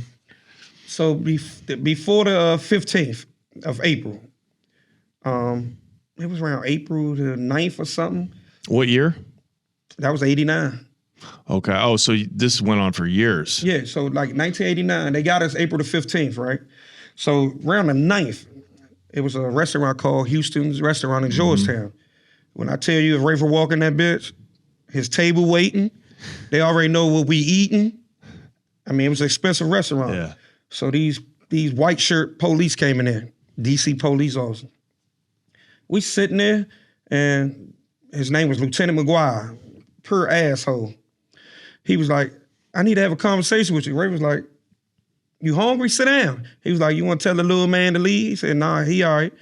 The dude sit down. The other police stood there. They both white shirts. He said, I just want to give you a warning. They ready to indict y'all. They ready to come and get y'all the 14th. Ray said, tell me something I don't know. You sure it's the 14th? And he's like, well, I'm just warning you. I'm just trying to give you some and let you know. So it was kind of like he wanted some money for it or something. Right. Ray was like, okay, see you later. You want something to eat? And he told the lady, hey, get them a steak meal and stuff. Put it on my bill. So they went to the door. So I was like, what you saying, Ray? He said, they probably coming for us. He said, we know that. He said, but we gonna beat this shit. I got the best lawyer in the world. Y'all ain't gotta worry about nothing. Did he have police paid off? Nah, they just was dick riders. Yeah. Listen, Ray ain't believing that. Like, it was like they liked the conversation with him. Because he was such a celebrity. That's what it was. A street celebrity. Now, they used to take a lot of money from a lot of us, especially me. They would just jack you and keep the money, right? I could be on the strip, so, you might have $4,000 or $5,000 in your pocket. I mean, just change. Yeah. They want to take that shit. I got to the point where I come out the house with no money. I'd be like, they not keep taking that money from me. And they say, come down to precinct and prove it's yours. Yeah. It didn't even make it to the precinct. No. So anyways. So we was, Rayful said, I'm going to Virginia Beach after that day. He took Troy and a couple other guys, took Tonio's, he just brought Tonio a white, brand new station wagon, Mercedes. That shit just came out. He's like, we going out to the bitches. Whitey don't want to go. I was like, I don't want to go. Because I wanted to go to the Go-Go that night, see Chuck Brown or whatever. Rayful and them went, Troy's calling. He's beeping from the car, calling. He said, a helicopter just pulled us over. They got us on the highway. And I called Tony on them. I was like, hey, they got Rayful in your car. They taking the seats out the car. They taking the bag out the back. They thinking there's drugs in the car. Rayful ain't gonna have no damn drugs. It's a brand new car. Yeah. So look, Troy talking to us, the police slam him on the ground. You can hear them disconnect the phone, the little brick phones. So when they get back up to D.C. to us from Virginia Beach, he said, yeah, they coming. So Rayful was like, come on, White, let's ride. You gonna take me to Pam house the next day. That was a girl that was pregnant by him. No sooner as we dropped them off, the police wasn't following me no more. Because they was following us everywhere. I was like, looking in the mirror like, I ain't even got no license. These is not behind me no more. So I said, I'm gonna go park the car like he said. I'm going to my girl house, which was older than me. Man, we get 911 pages. My shit, 911, 911. I go to my girlfriend mother room to use the house phone. Johnny was like, the police just got Rayful as soon as you dropped them off. I was like, what? My mom, City on the Siege is in front of my house. That was the news at the time. Everywhere they kicking doors, they used to have the cameraman follow and all that. So they had my mother apartment building. I'm calling Johnny. Johnny was like, don't come around Northeast. They just kicked my mother door in. So I knew shit was hitting the fan. I took my girlfriend, mother, little Chevette. I'm riding down the hill in Southeast. All these black vans coming up the street. I'm riding right past them like, wow. I said, where the f***? And the FBI, DA. I'm just riding right past them. I get to my mom's apartment. City on the Seas ain't there. I go around back, take Rayful Rolex off, took my chain off, gave it to my mother. She said, what the f*** did y'all do? Man, I'm telling you, the whole apartment building was surrounded. I look out the window. I said, let me go down there because I don't want them to raid your house. I go to the door. They running past me. I open the door. Then they grab me and slam me, start whooping me. And then I could hear one of the news people saying, he a juvenile, y'all can't video him. But you weren't a juvenile at this point. 89, you would have been 19. Am I getting my math wrong here? Yeah, I'm gonna be 19. I'm still a juvenile. I was about to be. How old were you? I was about to be 17, going on to the. I wasn't an adult yet. They was charging me. So you're like 17. Yeah. Okay. When I got a birthday in October. Okay. My mom crying because they whooping me, and they was like, lock her ass up too. I was like, my mom ain't do shit, but they was locking her up because she hitting the police. So they Gangster. threw me in the van. I can't see out the van. They put the bag over my head. And I'm like, They put a bag over your head? yeah. He was like, bag his ass. They was like, you gonna tell us where the money at? You gonna tell us now? And they was punching me in my stomach and shit. The one stepping on my shoes. I was like, he was like, where's the watch and chain you had on earlier? I don't even know how they know that, but I gave it to my mom. Rayful watch was probably worth like $85,000 I had on. And I was like, my mother ain't giving them that shit. So they take us down to it used to be called Moore's Division. So it was the FBI, DEA, regular police all in one building, by the FBI building. So when I get down there, I see Rayful, and they got him like he ain't even locked up. They talking to him. He said, what happened to you? I said, this bitch right here, he bust my mouth, and they grabbed me and dragged me in the room. Their whole thing was, you gonna tell, where's the money? They ain't care about nothing else. They was like, where's all that goddamn money? And I was like, I don't know what you're talking about. I just kept saying that. They were like, your mother going to jail. We're gonna take your mother's bank account. We're gonna do this. I was like, my mother ain't got none of my money in the bank account. As we get everybody's being brung in. I'm seeing people getting dragged in there. Wow. And I was like, God damn, he don't even be with us. Like one guy named Greg and Ronnie, I was like, they don't hang with us. But they got thrown in the mix. 2 girls. I was like, Dee Dee and Trina, they don't do nothing with us. And did they arrest Rayful's mom that day too? Hell yeah. So they hit all the houses. They couldn't find Tonio. Tonio's the one that went on the run? Yeah, Tonio and Troy. Tonio, they were scared of. Only reason they got jury, because he ain't leaving Rayful's sister. He's married to Rayful's sister. Okay. He was like, don't lock my wife up. She ain't got nothing to do with this. They locked her up too, and she was pregnant. So he was like, she didn't do anything. They really hated you guys. I think it's because he was so rich. And they had to lock everybody up so he wouldn't have nobody on the outside. That's what it was all about. Right. They couldn't find Big Rayful. He wasn't going to be on our case, but they was going to get him. He was actually out of town. Did they find any work the day of the raid? No. Only thing they found was some money. Wow. That's it. Any work that they showed later was shit. They caught somebody with a couple of ounces, 3,000 20 bags. And they piled it up. The $4 million, they had that on the table. But they said it was 3 point something, whatever. It wasn't what they supposed to be. But we already knew that. We was just like, that's the money Royal had. Yeah. So they skimmed a little before. Yeah, they took some of that money. The guns and shit they had, it was like shit they found in alleys, fully automatics. Well, I got caught with a fully automatic before that. Me and Troy, my other co-defendant. It was a gun outside. It was mine, but Troy took the beef.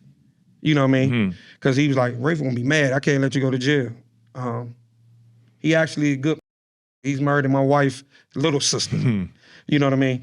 He was like, I'm the one always in trouble. He took the beef. The one that sold baking soda and sheetrock. How many people got arrested that day, and then how many stuck to the actual indictment? Like how many people were in there when you guys went to court? Oh, all of us. Nobody on the case turned.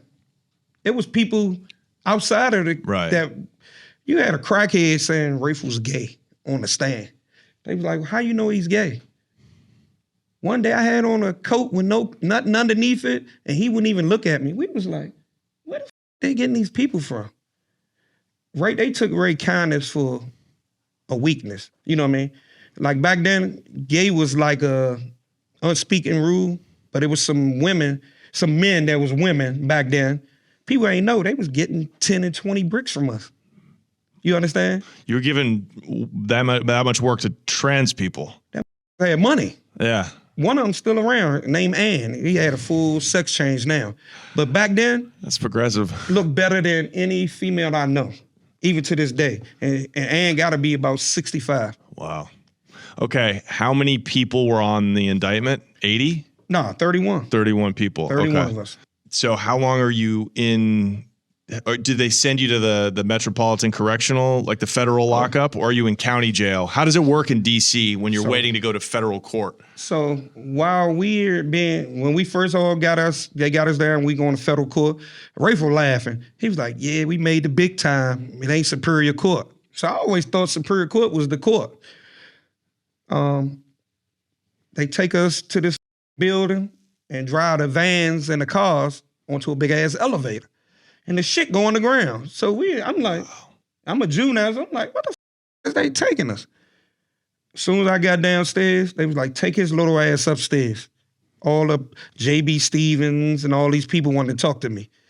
I mean, I didn't know who they was at the time, but, they was the big attorneys and, for the government.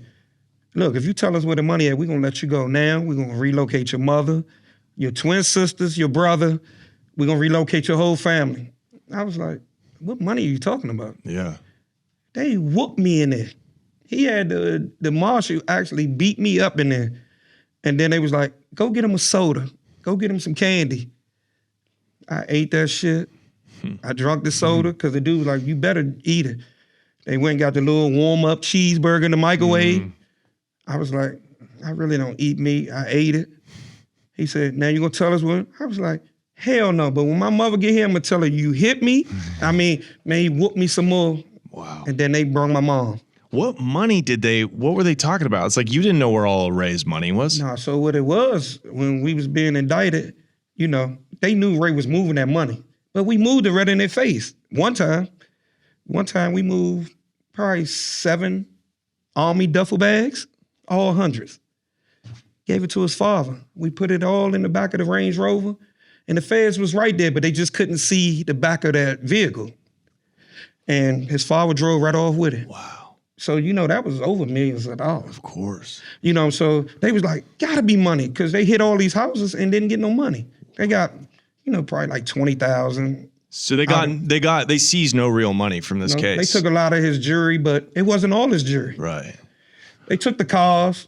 Because this is over a 5-year period, at least, doing these kind of numbers, plus like all the water and this guy made $100 million. Ray made it easy. I mean, if you think back to it now, I was like, damn, we made a lot of money back in that time. You know what I mean?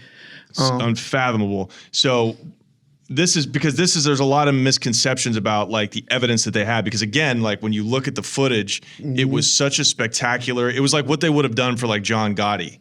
Like they painted him as this like black mafia head, and it looked like you guys had a ton of bodies on you, but it just doesn't sound like they had that was true. So like when we got locked up, they was like, we got y'all for 30 murders, right? All of us are looking like, I mean, if it's some murders, we know what the count is. One of our co-defendants is Peanut. He killed somebody in front of every goddamn body. That was one of them situations. So, I mean, we was like, what the f*** are they talking about? I had got locked up for murder before we got indicted, but I didn't do it. I was fighting the guy, but somebody else that was with me at the time, he's dead now, nobody knew what happened. People was like, he got shot. He got, all along, the glass cut him. We fell through the window. You know what I mean? So they kicked my mother door in before the indictment. Oh, you killed this guy. Rayful was pissed with me because we just come from Vegas. Told me not to go to the go-go. Me and my friend Anthony Jones, we ride to the go-go.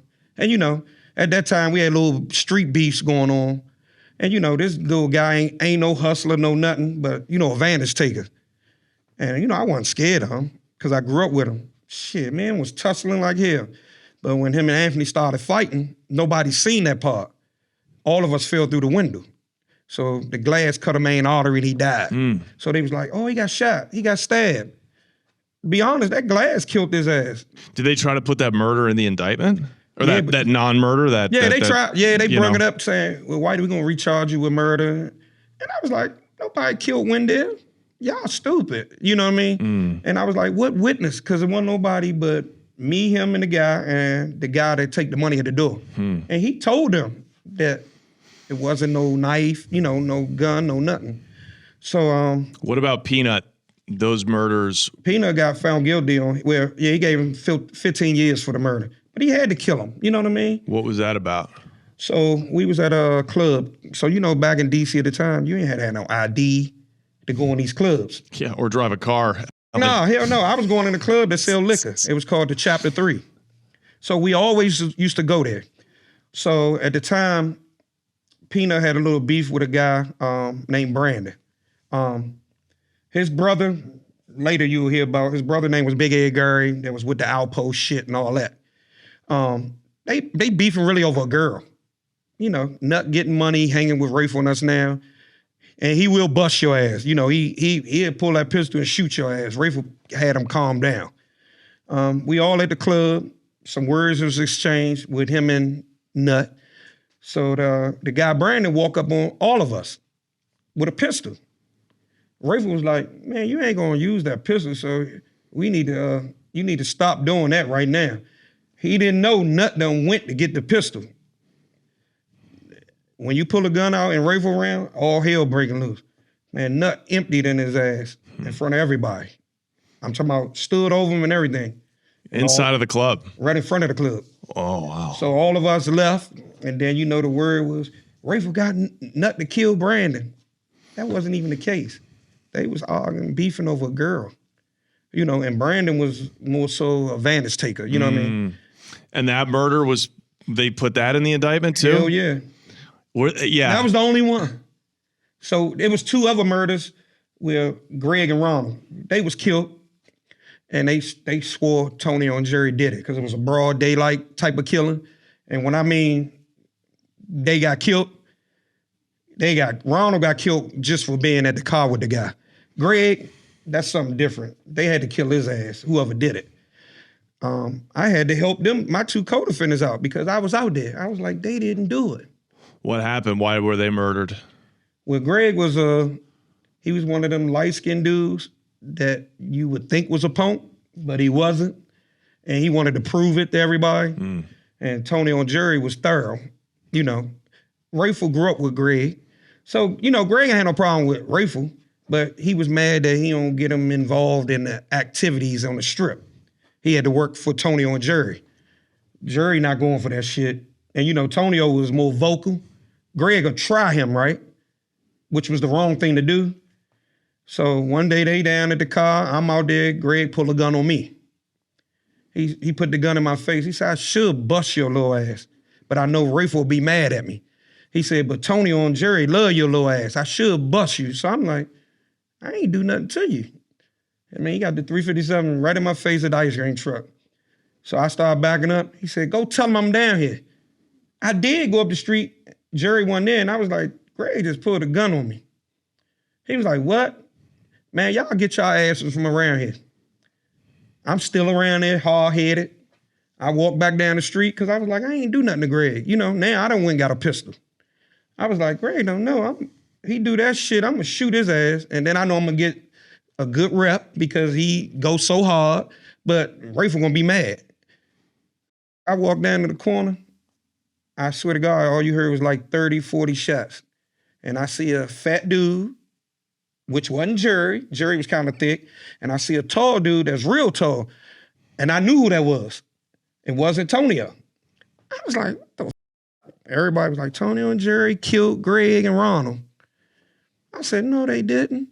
You know, and all the way to court.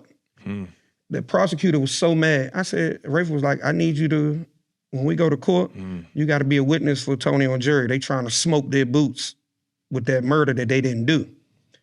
So the guy who did the shooting, Donnell, he got killed. Once we went in, somebody killed him. They said he had a beef with Greg and them. Something we didn't know nothing about.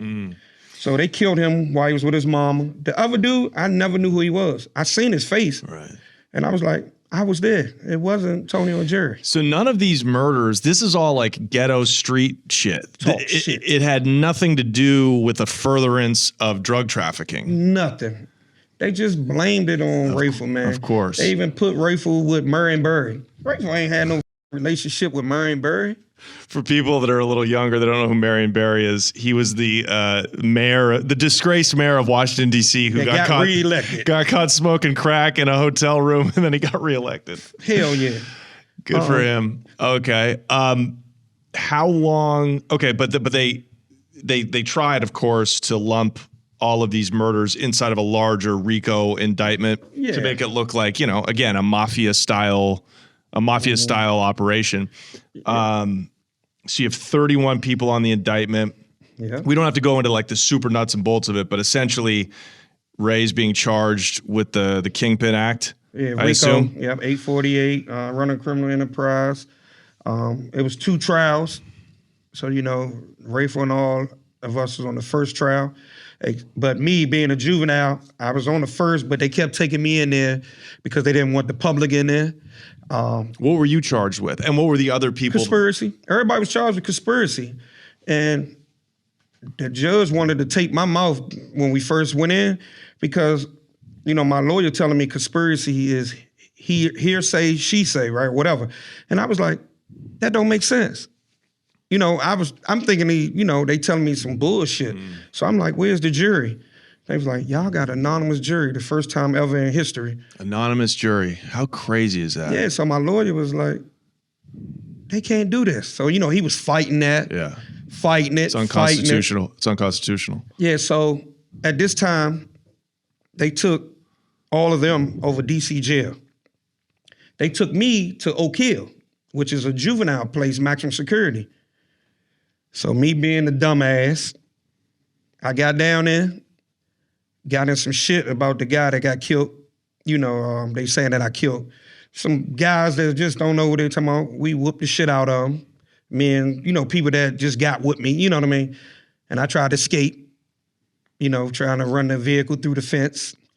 The worst mistake I ever made. They took my ass over D.C. jail and put me, I was one of the first juveniles to get over in that jail. And they blocked the whole cell off, a whole tier, and had me in it. So, my whole thing changed now because I was like, oh, this shit got real. Rayful was hollering, sending notes. They just brought Whitey in here. What the f-? So the police let Rayful come up and talk to me. Wow. He was like, what the f-? He want to beat me up for trying to run. And I was like, Rayful, I couldn't stay down there. They was locking me in that room. He said, you going to be in here in your room now, 23-hour lockdown. You come out Monday, Wednesday, Friday. I was like, bullshit. He wasn't lying. Yeah, of course. It was called administration surrogation. Yeah. So my first 2 days at DC jail, I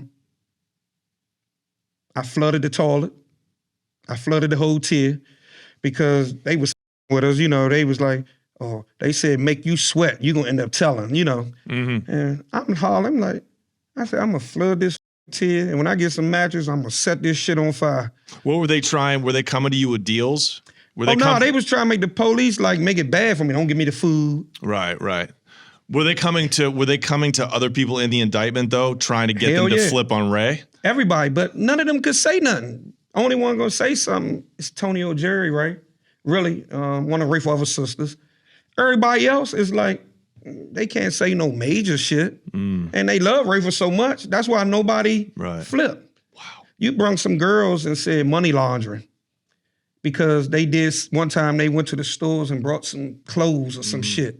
And we was like, what? They gave them 2 years, 3 years. Wow. You know what I mean? Did anybody a bail opportunity?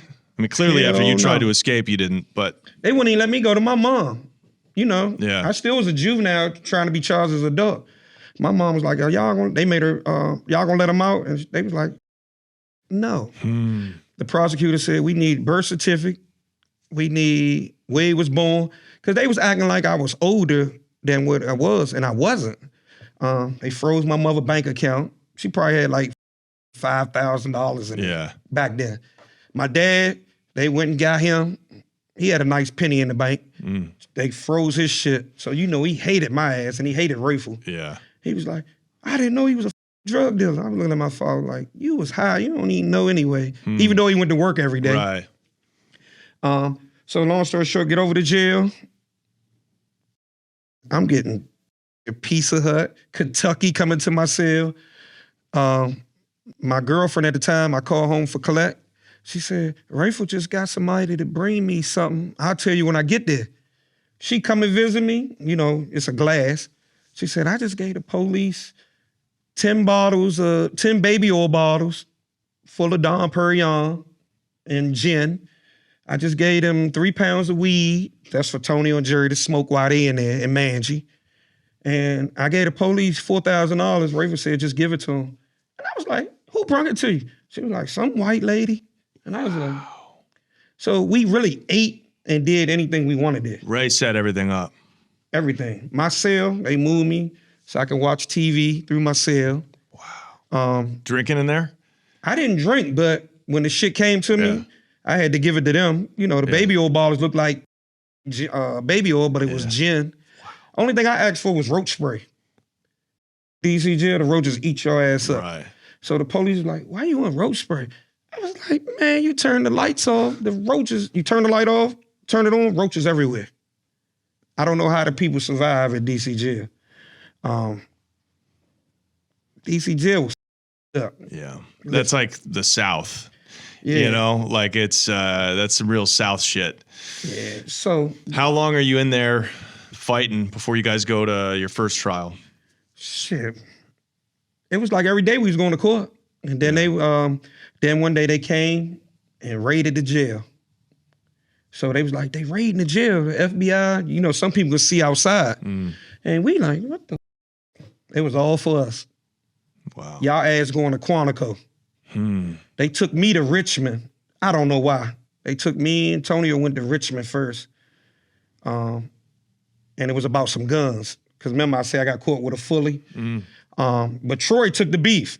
But them guns was stolen from a major gun place. So they was hitting us with all type of stuff. Where'd you get this gun with the 100-round clip? And I'm like, you know what I mean?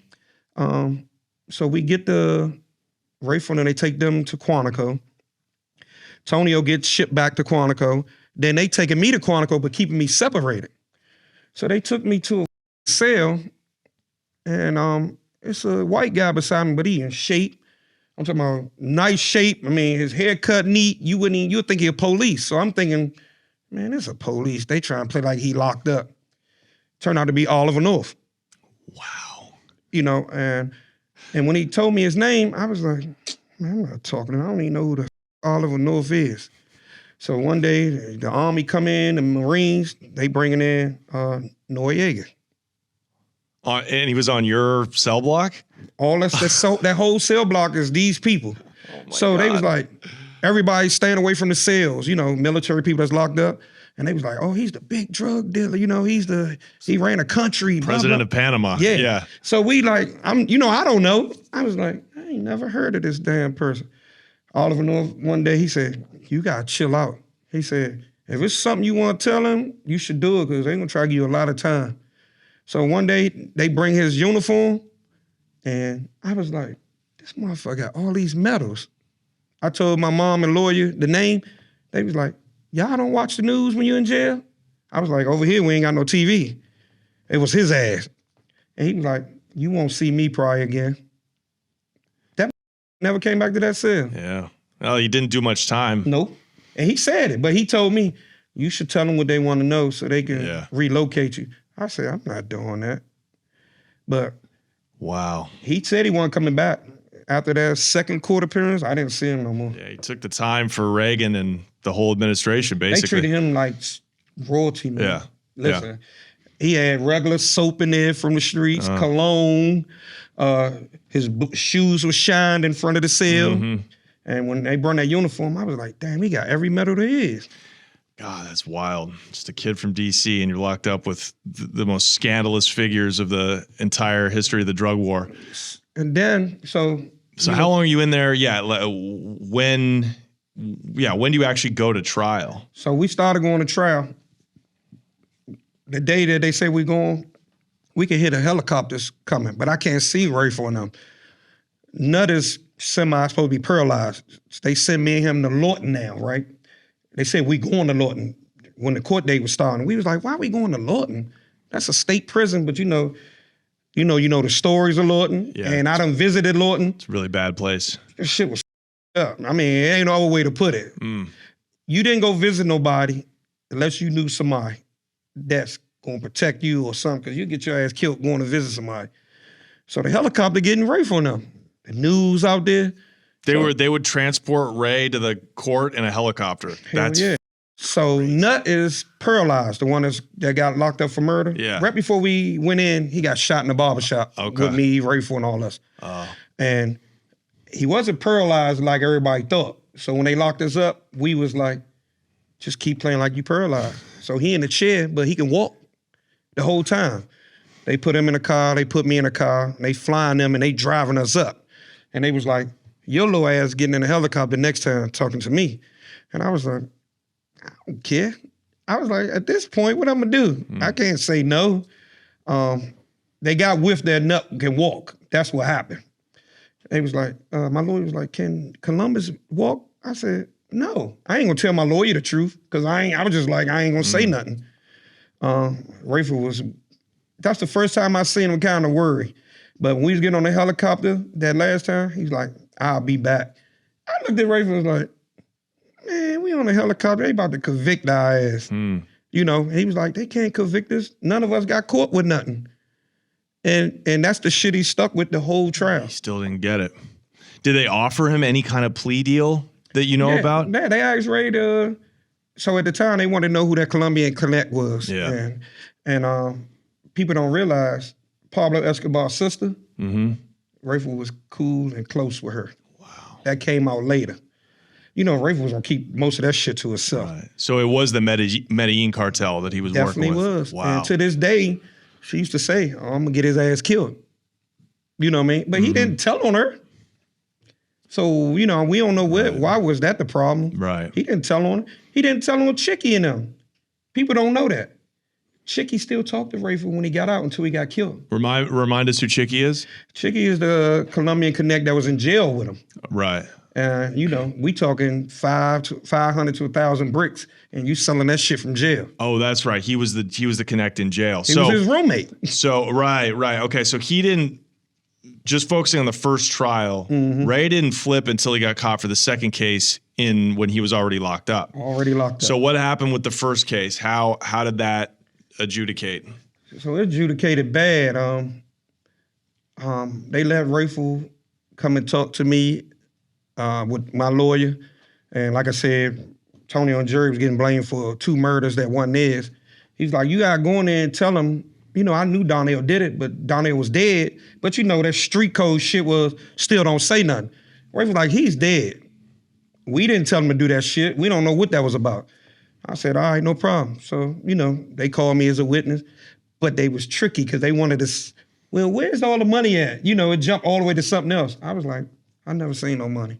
So they were trying to say I'm lying, you know. We all got found guilty. How long did the trial last? Shit, that shit lasted longer than I can even remember. Weeks? Months. Cause Did they have a lot of people testifying? yeah, but you know what the bad part is? The only true testifier is Royal Brooks with the $4 million. Yeah. Everybody else, it was like they went and got Tom, Dick, and Harry that caught a case in Norfolk. Like loose associates. That wasn't even our associates though. Right. Like one guy told me, yeah, I brought it from Rayful and Whitey. Rayful looked at me, I looked at him. I was like, I don't know him. His name's Stephen MacArthur. I'm letting it be known. It's a court case anyway. This guy had 12 years, caught a case in Virginia, and told them he used to get stuff from us. Well, can you say Rayful put it in your hand? And he came in there and said that. Nobody in that whole case said that. You see what I'm saying? Lying. Yeah, so it was like they just rigged the whole case. Yeah. The helicopter made it look worse. Me trying to run from the juvenile place it up. A girl house got firebombed. They blamed me. They said I had it done. I made a phone call. I was on the phone with this girl, and I did say, that raggedy bitch. I was like, all the shit that we all done for her, we ain't never done nothing to her, because they said she was testifying. Which she was, but what she was gonna tell? She said, yeah, they used to be on the drug strip, blah, blah, blah. Somebody threw gas through her house. But it wasn't us. Shit, they pulled me back in court. They pulled me Sunday morning without everybody and took me to court, to a totally different courtroom, and said they're gonna charge me with arson. And I was like, play the recording. And my lawyer ate that shit up. Yeah. You know, they record everything on the jail call. All he said was, all the shit they done did for her. You know, she was a grown woman. She later said she lied, but that don't come out. You know, all of us found guilty. Right. So when they found all us guilty, they flooded the news with that shit. Yeah. They told me I was going to Putnam or Lexington. Hold on. What were the sentences? Shit, Rayful was 2 life sentences plus like 400 years. Yeah. 2 life sentences, like 400 years. Everybody, Tonio had 1 count of conspiracy. They gave him life. You know, Jerry got 33 years. Johnny got 30 years. His mom got like 15 years. You know, it was just trickling down. His mom got 15 years. Yeah, they was trying to give me 16 years. That shit came out to like 10 and some change. Who else? Troy got 60 months. A lot of people, like, it was just a mixed up of time, you know what I mean? Yeah. And it didn't make sense because nobody got caught with nothing really. You know, it was like you caught some street shit or you had somebody say they got something from somebody. So it wasn't like, hey, we caught Rayful with 1,000 bricks. Yeah. You know? Holy shit. Yeah, that was, it's a railroading for sure. Yeah, hell yeah. And, you know, they were furious probably because they didn't get any money either. That's what it was. You know?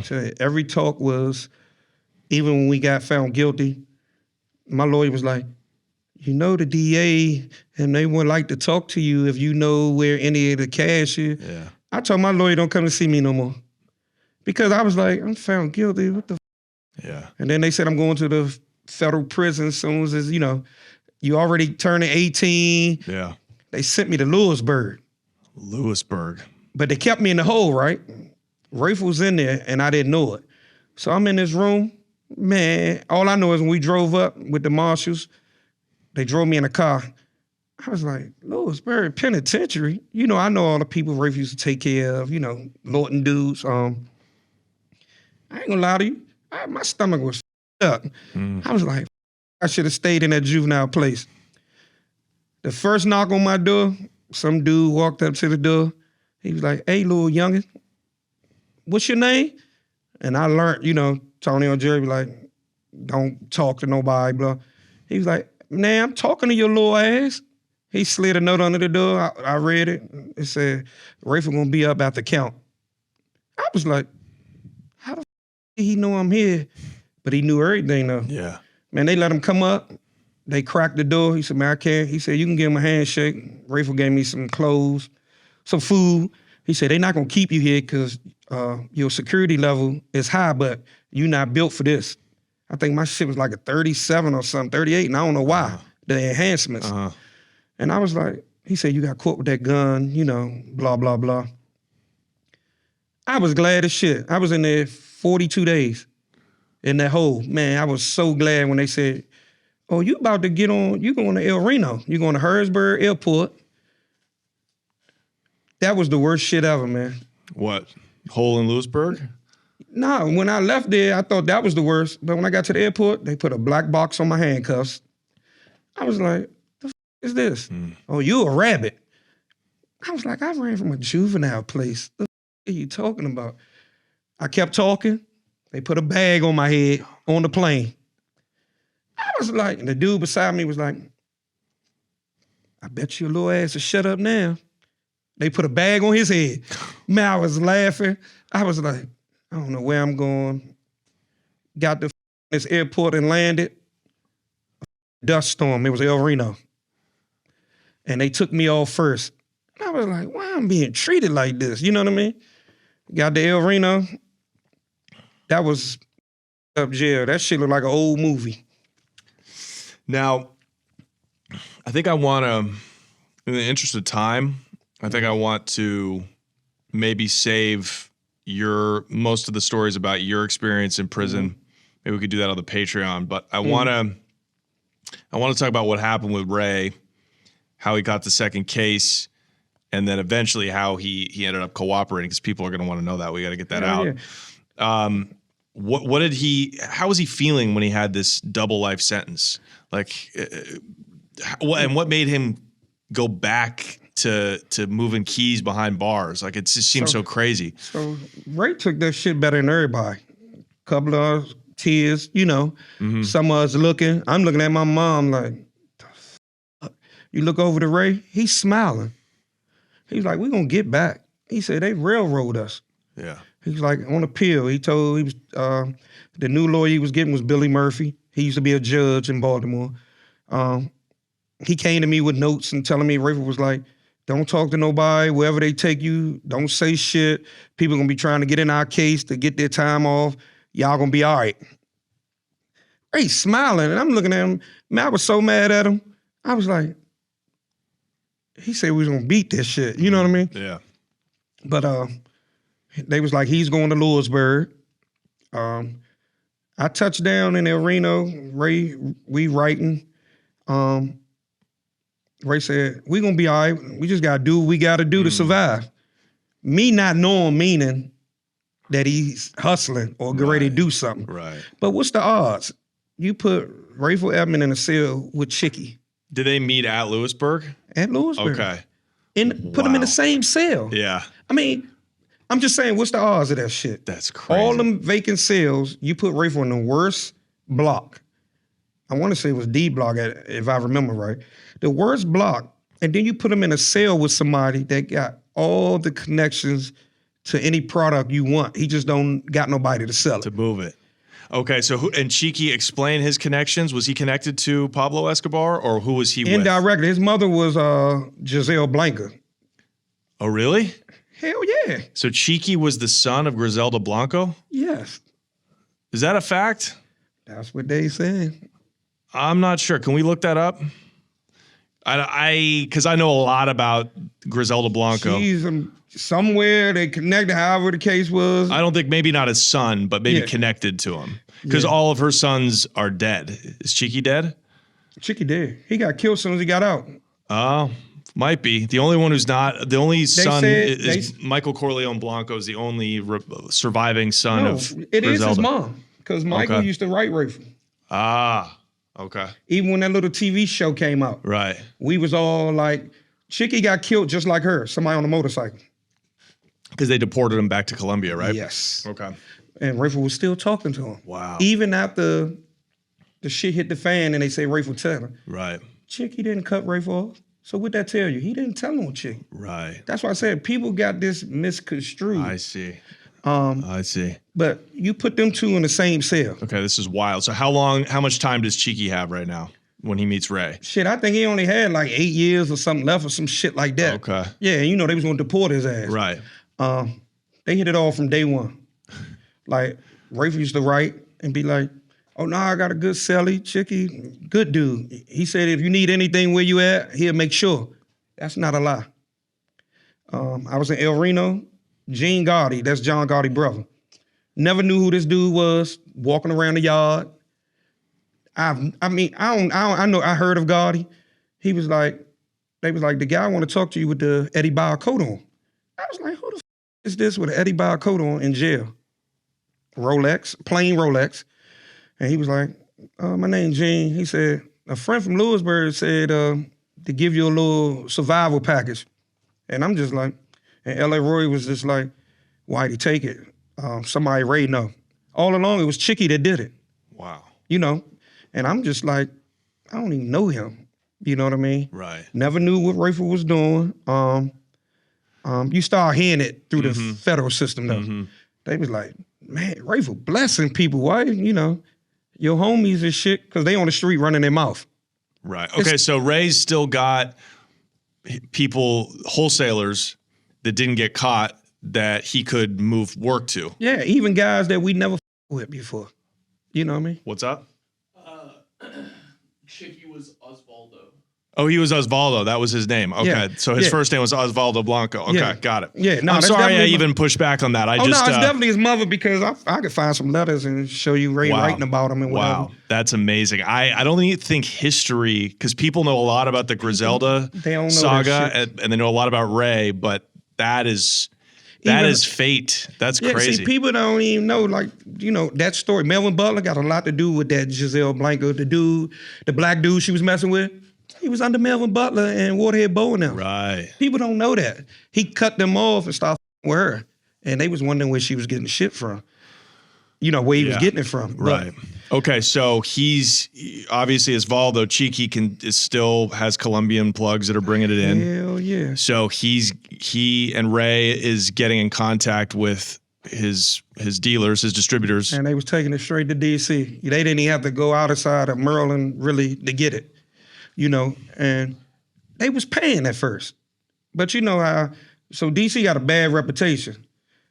So Rayful in jail, So, these guys figure, and these some thorough guys, some killers, some of them. Okay, I'm in jail. They ain't thinking about, okay, we disconnect, we ain't got nothing else. Or who's giving it to him. Like Ray wasn't telling people Chicky was giving it to him. But, common sense, like our co-defendants, I get a note, or I get a visit. They be like, you need anything? Rayful just gave your mother a couple of dollars. He sent it. I'm like, you ain't got to do that. My mother had a job, you know what I mean? And I was just like, I don't need nothing. I just want to get out. And when I get out, I'm going to get a job. Everybody used to laugh at me. I'm like, that, I ain't doing this shit no more. How was Rayful using his connects on the street? Like, how was he getting... Yeah, how was he managing that? How was he picking up money and it's hard from inside. Yeah, so what is amazing with that shit is people was going to see Rayful and weren't even on the visiting list. He'd be like, hey, just come and see me. Give him your name. This a federal jail. How the was he pulling that off? Yeah. They'd go visit him. He'd say, hey, what can you handle? Some guys, some of them wouldn't get no more than 20 at a time. It was that many people. So the 7 or 8 people that got locked up in that whole conspiracy out of jail, it's probably 20 of them that got away. Because Rayful ain't say nothing about them. The ones that they wanted was them dummies that was running their mouth, or they got followed to the jail. And they was like, let's see who the they going to visit. And it happened to be Rayful. That's how it all blew out of proportion. Right. You did have a guy in there with Rayful named Donnell. He caught a case. And he started trying to tell little shit from inside the penitentiary. Rayful was killing him though. He wasn't making a lot of money. He maybe 1,000 a joint, 2,000. Right. But that's good money in jail. Yeah. Any other money he made, he was giving to people. Like I told you, he was taking care of people on the street that didn't make no sense, man. Who was managing his business while on the street? Nobody. He was doing it from jail. Wow. He had one dude that was cool, and Michael Jackson actually, he done gave statements. Like, people are scared of this guy to this day, right? His name Michael Jackson. I ain't scared to say his name. He's Rayful age. He gave a lot of information, but you know how you don't have to always testify? If Rayful plead guilty, who gonna testify, right? But he did give statements of that shit. And he's one of the guys that was getting 20 and 30 joints at a time. How many bricks was Ray moving? Shit, they was talking about 1,000 a week or some shit. Oh my God. You know what I mean? It ain't over. It ain't. They didn't make it drastic or made it more than what it was. So he could make 100, 200,000 a week. And he was giving that shit away. That's the part I didn't understand. You know what I mean? But like, how do you move that money? I mean, who collects that profit for him and puts it on his books or how? No, they put money on his books. They was bringing money to jail. Listen, Rayful had keys in jail. No. Ask some of the dudes that did time with him. I can give you a couple of the dudes' names after we finish. Yeah. And you could contact them. Oh my God. No, I believe it. I believe it. So I can like a major story. One time, Redskins was in the playoff or something. Rayful a big Redskin fan. Bullets, Wizards, like they're the Wizards now or whatever. He loved them. So the warden was gonna shut down the jail, the whole thing for the weekend. Rayful made some deal with the warden, right? He said, if we can come to some agreement, they won't be going off because you're short-staffed. He said, but I guarantee you can hold my word that ain't nothing gonna get out of hand if you let them watch stay out for the game and the fight. Rayful told the warden, if I can make this shot from half court, anybody in Lawton or Lewisburg can tell you this the truth. If I can make this shot from half court, you'll let them stay out and they won't give you no problems because you're short-handed or anything. Rayful made the shot. They stayed out all night. No late midnight count or anything. The warden got in trouble for that shit because people told. He made the shot. Then the heat started getting on the warden. And then come to find out the little guy, Donnell, was telling. So it was heroin in the jail. It was a key of coke in the jail. See, they don't want to put that out there. They're paying the guards to bring it in? Chicky had that shit come in Rayful. It had to be the guards. Can't be nobody else. No, you can't get a key through visiting. Nah, they was bringing that shit straight in. Wow. Some dudes was getting jealous. That wasn't getting paroled and stuff. Yeah. They was sneaking, trying to tell. Yeah. Shit, Chickie was having their ass punished. It wasn't Rayful because he don't want to do that. Right. Rayful had one fight in in Lewisburg, his whole time in jail. This shit went through every federal prison in the world. The guy name was Chicken. He from our neighborhood, Trinidad, like a thorough neighborhood at the time. Rayful beat the brakes off him. And everybody was like, I didn't know Rayful could fight. But all of us know that. He not a violent person. Man, he whooped Chickie where he made him quit, cry, lay down, everything. From that time on, that's why I said, Rayful never changed his name, even after the fact. Right. How long was he working with Chickie, moving keys from behind bars before the second indictment? Shit, almost 18 months to almost, Okay. not even 2 years, but around that time, it was cranking. It wasn't nothing they could do. Right. Like I said, some guys didn't pay, started not paying. Yeah. And Chickie he was adamant about that shit. Give me their addresses. My people are gonna take care of it, Ray. I know it's not you. Ray used to write me but not talk about it. He'd be like, man, people just don't want to do right. And I knew what it was because everybody was telling me. The girls come and see me, they was like, Rayful told me to tell you such and such didn't do this. What you think? I'd be like, he not even built like that. You know what I mean? So Chickie was having people murdered on the outside. Oh, yeah, he'll have your ass killed, yeah. If you weren't paying. Okay, so then what were so they rearrested him? They raided Leavenworth and They raided Lewisburg. So this what happened. Rayful and all them was out on the yard. They was looking for the kid Donnell. All the same dudes. We go meet on the yard. Rayful said he knew something was up because Donnell wasn't out on the yard. They all walked the track together. Rayful jogged probably 8-9 miles a day, every day, even when he came home. He said he knew something was wrong. He said, next thing he know, they see like police they never seen before, with FBI, DEA stuff, and guards with papers in their hand. So it's time to come in for the 4 o'clock count. People going in, Rayful said his stomach told him something great happened.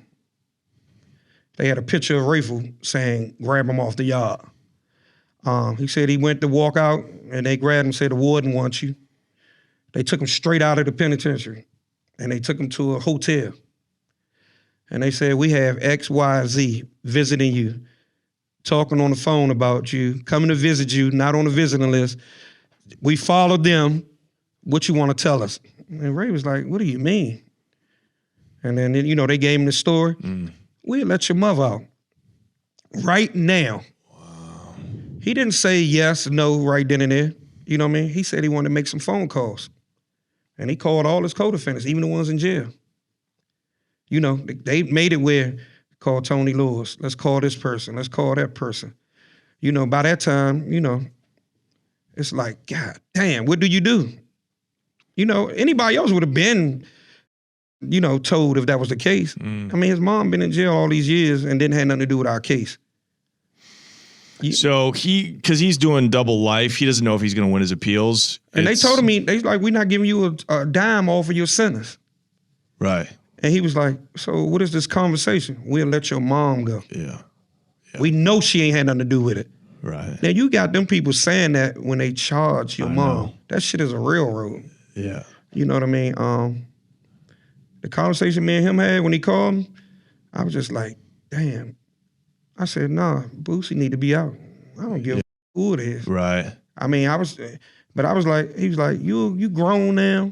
He said, man, I should have been tried to do, help my mom. But she was adamant about, no, at least I'm getting out. And then we're going to fight to get you out. Boosie was thorough. Oh, so his mom didn't even want him to tell. No, hell no. Wow. She said, I'm about to be going home in a couple of years anyway. Boosie was just thorough. They don't build her like that no more. Right.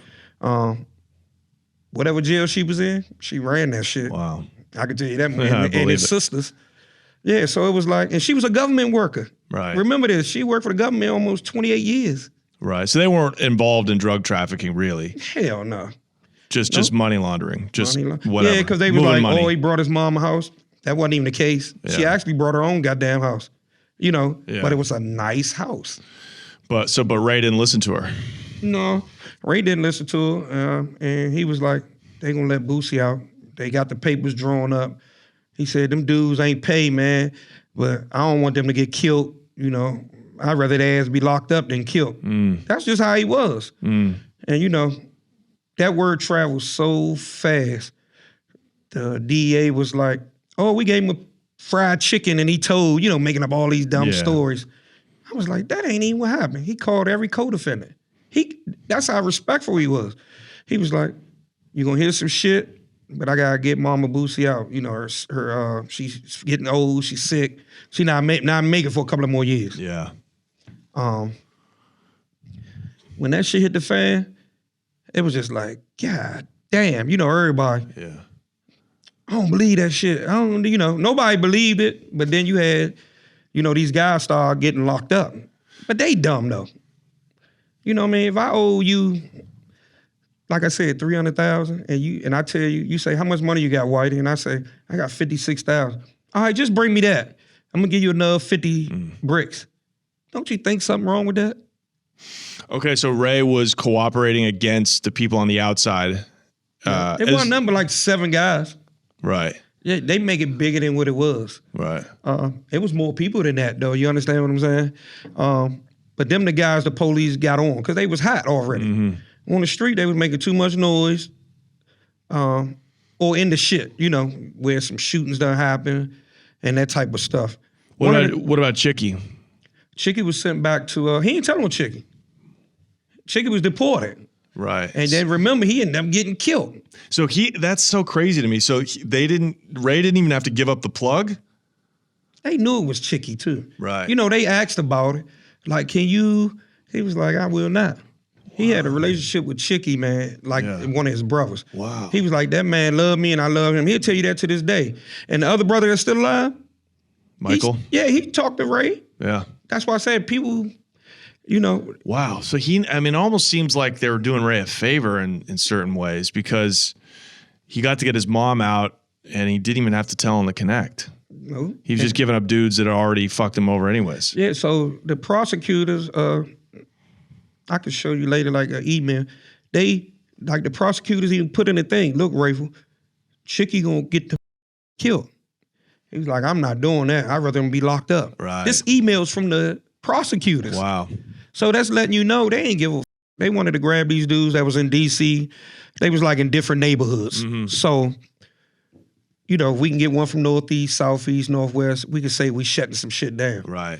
But it wasn't even really like that. It was other people getting money in D.C. Right. They just was connected to Rayful. That's all it was. Did Ray have to go to court to testify? Yeah. Okay. And he did it. Yeah. And he said, I don't got no animosity to him. I know y'all mad at me. He said that. Look, if you go back to the court transfer, he said it. He was like, listen, rather y'all been in here than dead. Yeah. People gonna kill your whole family. Right. You know, all they wanted was an address. He refused to give it up. Are those dudes out now? Hell yeah. Okay, so they're already out. Man, I see some of them, we talk. They not mad at Ray. And you don't hear them on no social media, no Instagram. Yeah. You don't hear not one word they said that hot, you know, bitch or rat, whatever. You got all these fake people that never dealt with Ray for saying that shit. Yeah. Well, because they know they were wrong anyways. That's it. Listen, I was sitting beside him when he talked to these guys. Yeah. He talked to him. He was like, "Why? Guess who this is?" And I be, you know, me, I don't want to talk to them because I'm like, I don't want to be involved in that shit. And they was like, "I'm not mad at you, man. I f***ed up." That's what they said. Yeah, how you f*** up something when somebody giving you something? Yeah. You weren't even paying for it. All you had to do was hustle it and be quiet. You was letting everybody know. So.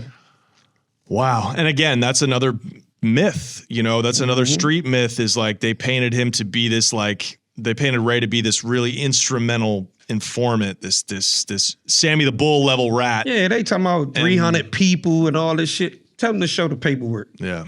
It didn't even come to that. You had some other guys that got locked up. They used to call them Murder Inc. or whatever in our area. I know them guys. You know what I mean? They called Rayful as a witness on their case because at one point in time, one of them used to be around us. You know what I mean? And he wasn't doing shit around us. But, and Ray was like, yeah, I know him, blah, blah. Ray just had information on everybody on the street from being in jail. Mm-hmm. And they just took his word. Ray was like, yeah, I mean, they known for this. That's it. And he got on the stand and said that. Yeah. And he didn't get a time cut. No, and he didn't change his name. So it's almost like, people talk shit about Sammy the Bull or whatever, right? Okay, why ain't nobody do shit to him? Rayful was that type. He was like, God got me. He said, man, my goodness outweigh the bad. And he always used to say that, but I was like, every time I do something bad, that little shit outweigh the good. But with him, you can find more people to with him than don't. Yeah. I can tell you that now. Yeah. Okay, so moving forward, how did he beat the life sentence? So the double life sentence plus 400 years. Insane. So these laws changed. Really, they railroaded us, actually. You know what I mean? I ended up coming home and I was getting papers in the mail saying, you can go back to court for resentencing. I was like, I'm home now. What the f are you talking about? So Rayful was like, hey, I'm filing this shit. Rayful was doing people law work in jail. Nobody tells you that part. He actually helped people get out of jail to this day. Wow. I mean, even help with the lawyers, money, everything. He said, I'm filing this paper. Make sure it get to the lawyer. I'm going running shit. His sister running shit.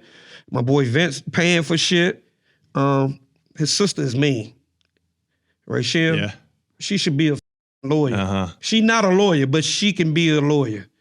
She was like, they gonna take this time off. They owe him all the good time. They never gave him no good time since he been in.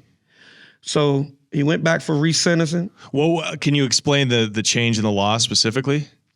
So they enhanced Rayful whole crime because I got caught with a gun.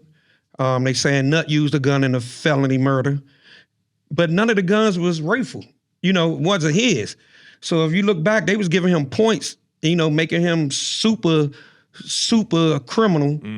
And it was because of something somebody else did. And, and half the time he wasn't even around. So they violated his rights on that. You're supposed to get 54 days a year good time. He never got any of that. Even to the day he got out, they still owed him good time. So it was going to be some money involved somewhere where they had to pay him. Right. And they knew that. Rayful had us filing papers and motions. When I tell you it was 2 and 3 motions every month getting thrown back. Denied. Oh, you did it wrong. And he was refiling that shit himself. We was like, Rayful. He was like, nah, they got to get me on this one. There's a new law coming out. They ready to take my time back. They got to take this time back. So he had 30 years on the new charge. They took the life sentence back under these new laws that came out. The 30 years in Pennsylvania, that judge refused to buck on it. But they ran it together. So, it's a difference. They run it wild.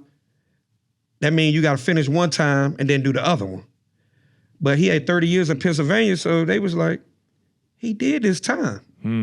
Okay, but 1 second. How do you get a life sentence reversed?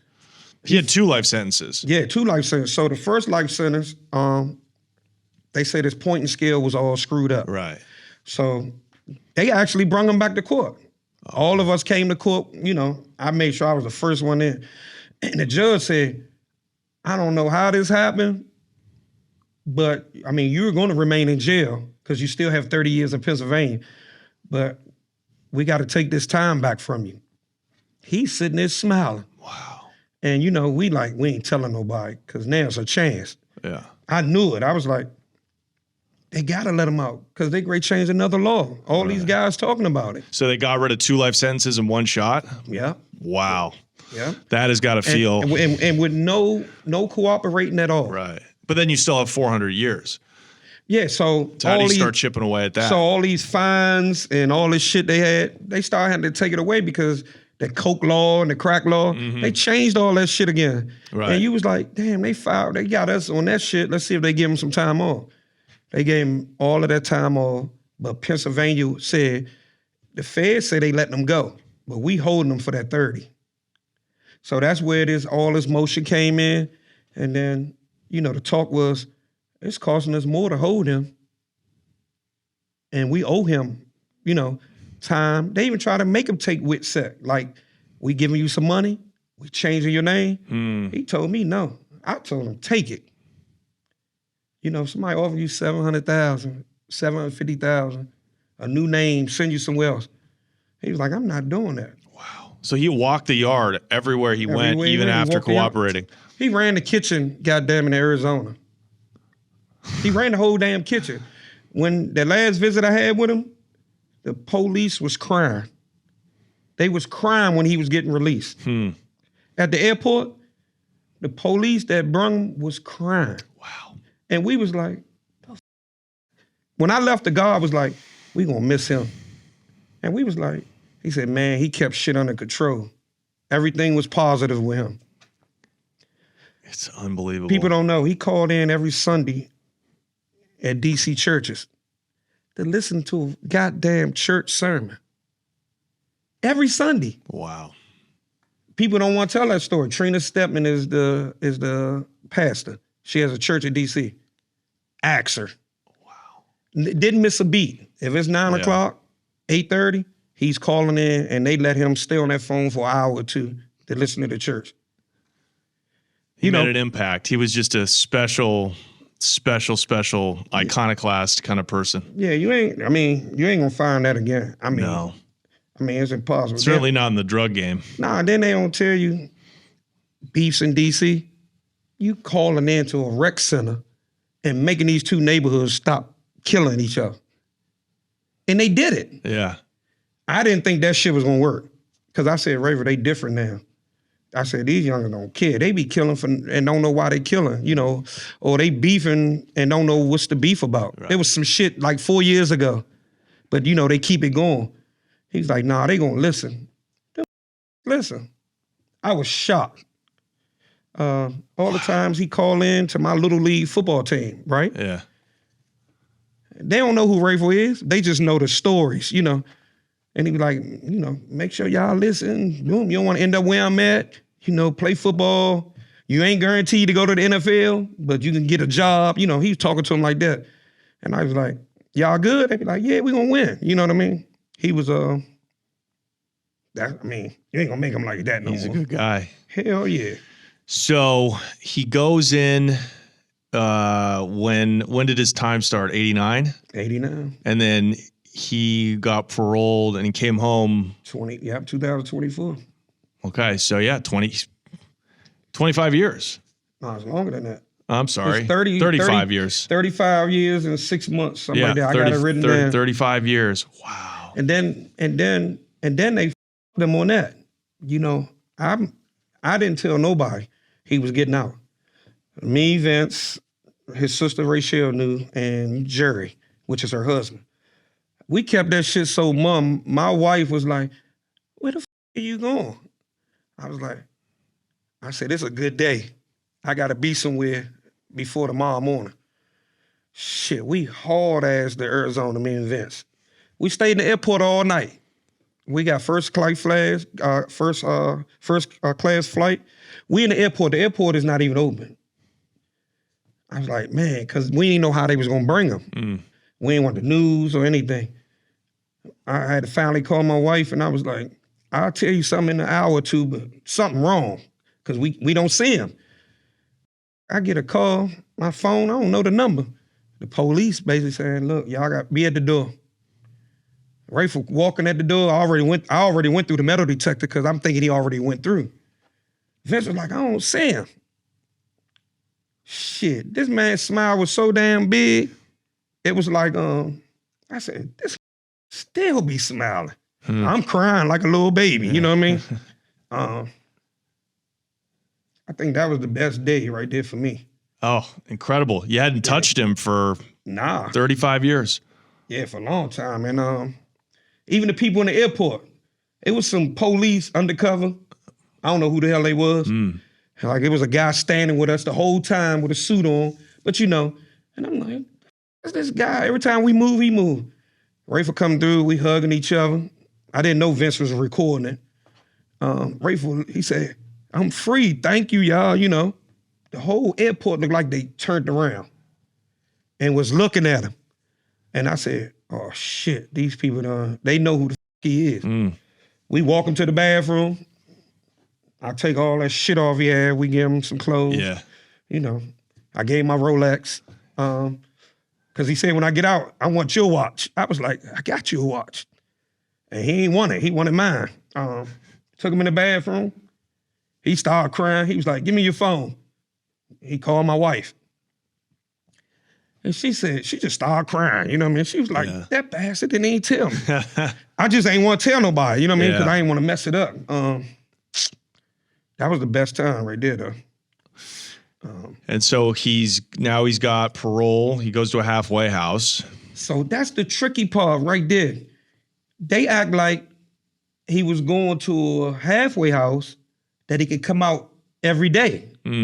We already got an apartment in Kentucky, right? His sister done figured out, hey, this shit cheap in Kentucky. Y'all can stay there, blah, blah. Nice place.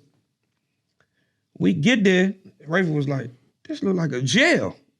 And I'm saying the same thing in my head, but I don't want to tell him that. And he was like,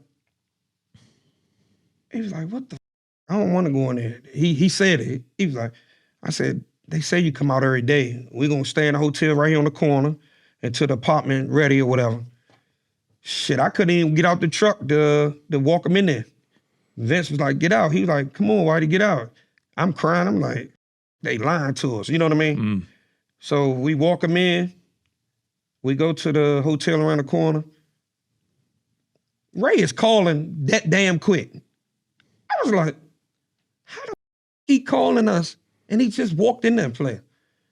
He said, oh, no, it's going to be all right, man. They said I got to wait till this lady get back on vacation. I don't want y'all to fly out, stay. We like, we staying. You know, next thing I know, Rayful got people calling us from that jail that we don't even know. Hey, my name Kevin.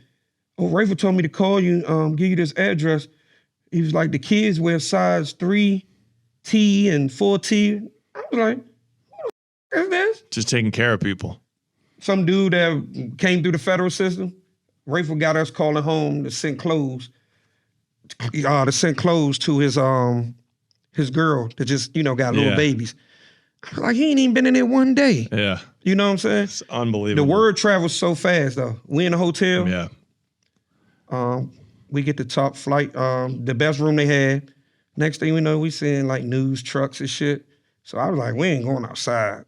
Vince was like, yeah, let's not go outside. You know, Rayful calling. He said, man, they told me they don't know when this lady coming back from vacation. He said, I'm getting skeptical now. I was pissed. Because my whole thing was, y'all lied, you know. He's supposed to went in there and come out every day, work, you know, have a little job. Couple of days passed. We said, Ray, we're gonna fly home. Cause you know, we had jobs. Shit, we fly home, not even home a week. Rayful calling every day. You know, we could see him on the video screen. I think I got a couple of them videos too. And he's showing the whole dorm, right? Everybody in there, it's probably only him and two black guys. Everybody in there white, right? Everybody in there love him. They like, man, they doing you wrong, you know, on the video. And I'm like, Ray, do you know them? He said, nah, I just met them. That's Skip, that's Kevin, you know. He naming people. He said, I'm gonna look out for him, you know. They doing him wrong. I'm like, Ray, you can't look out for people till you get out. When I tell you, we flew down, we rented a Tesla truck, one of them big trucks, the Cyber Beast, and we waiting outside for Rayful. When I tell you, every police in that jail walked out, women, white women, crying. We got some of the video, right? He won't leave the gate. He told me, man, I'm gonna miss y'all. I said, Ray, we gotta drive to Tennessee to get to the airport. He was like, nah, man, I gotta say bye to them, man. Kevin about to come out and go to work release. I'm gonna tell him to stay out of trouble. And we was like, we was driving. Remarkable. We driving to Tennessee. We stop at the Ferrari dealer by the airport. Because he said they had to use the bathroom. So we was like, he said, I want to get one of them ice creams. You know, one of them, I forgot what that shit called, tropical smoothie or whatever. I said, Ray, you can't eat that shit. You're going to be using the bathroom. We getting on a plane. So I said, man, I'm walking next door. The lady going to my, excuse me, you got to have an appointment to come in here. I'm like, the out of here. So I walk back outside, looking at the cars outside. Rayful standing by cars. Man, what is this? I was like, a Bentley. That walked in the door. I don't know what he said to the lady, but I'm gonna show you the pictures in the video. He went and stood by the car. He told me, I'm coming back to get this. It was $826,000 or something. The lady was like, here's my card. Please make sure you come back. I looked at the lady like, bitch, you wouldn't even let me walk in. So Ray took a picture about his blue one. Wow, bro. He took a picture about his white one. And he was like, I'm buying that car. And I was like, Ray, that car cost almost $1 million. He said, so? You think he had money stashed from those years? Something. Because he was like, we gonna be all right. Soon as they let me go, he said, I got a trick for you. And I just, I just was like, I believe everything he said at that point. Because everything he says comes true. He manifests it. That lady wouldn't let me walk in there. Yeah. I'm talking about the door open. She stopped me in my tracks. I said, I just want to look at that car right there. She was like, it's appointment only. And on the door it say that. But we turn around, Rayful in the inside. We almost missed our flight messing with him. Yeah. Okay, so guys, like Tony Robbins or something. Tony Robbins tries to teach this kind of like charisma, but you can't. Yeah, he had it, man. It's just part of who he was. So special. He had it. Where did you go? So where did you go from there? Where did you go? We drove to Tennessee to the airport. We didn't know we had that much time. We actually could have took him to Maryland to let him see his mom. We thought about it, right? But I was like, Vince, I don't want nothing to happen or somebody see him. So you have to get him to the Tennessee airport to get to Florida. Because that's where the halfway house is. It wasn't a halfway house. It was his sister house. Oh, okay. See, people got him mistaken. His family owned the house. Oh, so he wasn't on like work release or anything. He was just on parole. Well, the WIC sect still tried to control, like saying he still got to report to this head federal supervised officer. Right. Because they said he was going to be on paper the rest of his life. And we was like, we going to fight that shit. For sure. So people always say he died in the halfway house. Man, Rayful died in front of the house that his sister owns in Florida. I still go there now. Okay. I hate going. I just went, me and my wife. My wife and his birthday the same day, November the 26th. What's the odds of that shit? Wow. We just went down there for our anniversary. I swear I didn't want to go. That shit killed me. You know what I mean? Mm-hmm. Everybody got the story mistaken. Oh, he was poisoned. He was this. But before we get to that, we drive to Florida. I mean, we get on the Tennessee to the airport. We rent a car to drive to the house, right? Rayful was like a big kid. I'm getting in the swimming pool of the house. He was like, video. And I'm going to show you this video when I find it. He was like, people thought I was dead. I was counted out. And he's saying that shit. So after he passed away, you know how your iPhone throw that memory up? Man, that shit scared the shit out of me because I was like, it's saying, yeah, they thought I was dead. And I was like, that shit ruined me. But his whole thing, I need to call this person. They said his son ain't got no shoes. I was like, how can people that's in jail and people on the street be asking for all these goddamn favors? Already, yeah. You know what I mean? He just got out. So how long was he out before he passed? I mean, it couldn't have been a year. No, it wasn't a year. It wasn't even a year. Nope, he didn't even. He made it to his birthday, which was November 26th. He died the 17th of December. Oh my God, so he was... A couple of months. It was just a few months. Mm-hmm. I thought he was a healthy guy. He was running... 6'3", all muscle. Yeah. Never seen a doctor in jail. Right. So, I was skeptical about it too. Because I talked to him that morning. I was at a funeral. He said, I know you couldn't fly down today. I said, I'll be there tomorrow. Right? This is the day he died. So I didn't get it. He said, I got to go see my probation officer, the supervisor's office, which was a dick. So the girl had an Uber to take him to see him. So I'm out the funeral and I'm like, Rayful ain't called yet. What the f? I'm dialing his number. Nobody called. Nobody answered. I said, he must be still in there with this dick. Because the dude was a dick.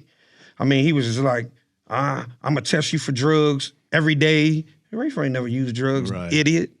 He said, I don't want none of your co-defendants around, but they approved me to be around regardless. He said he didn't care. It's a violation if I'm there. But we had paperwork saying that I could be there. Vince called me. He was like, where you at? He sounded bad. He was like, I'm on the phone. Rayful not breathing. I'm on the phone with the medics and the lady and the Uber guy. He dialed your number, then he dialed my number, because that's the last people, Rayful called, and his girl. And he clicked me in. And I could hear the responding lady saying, I said, it's a camera at the house. That's what I said.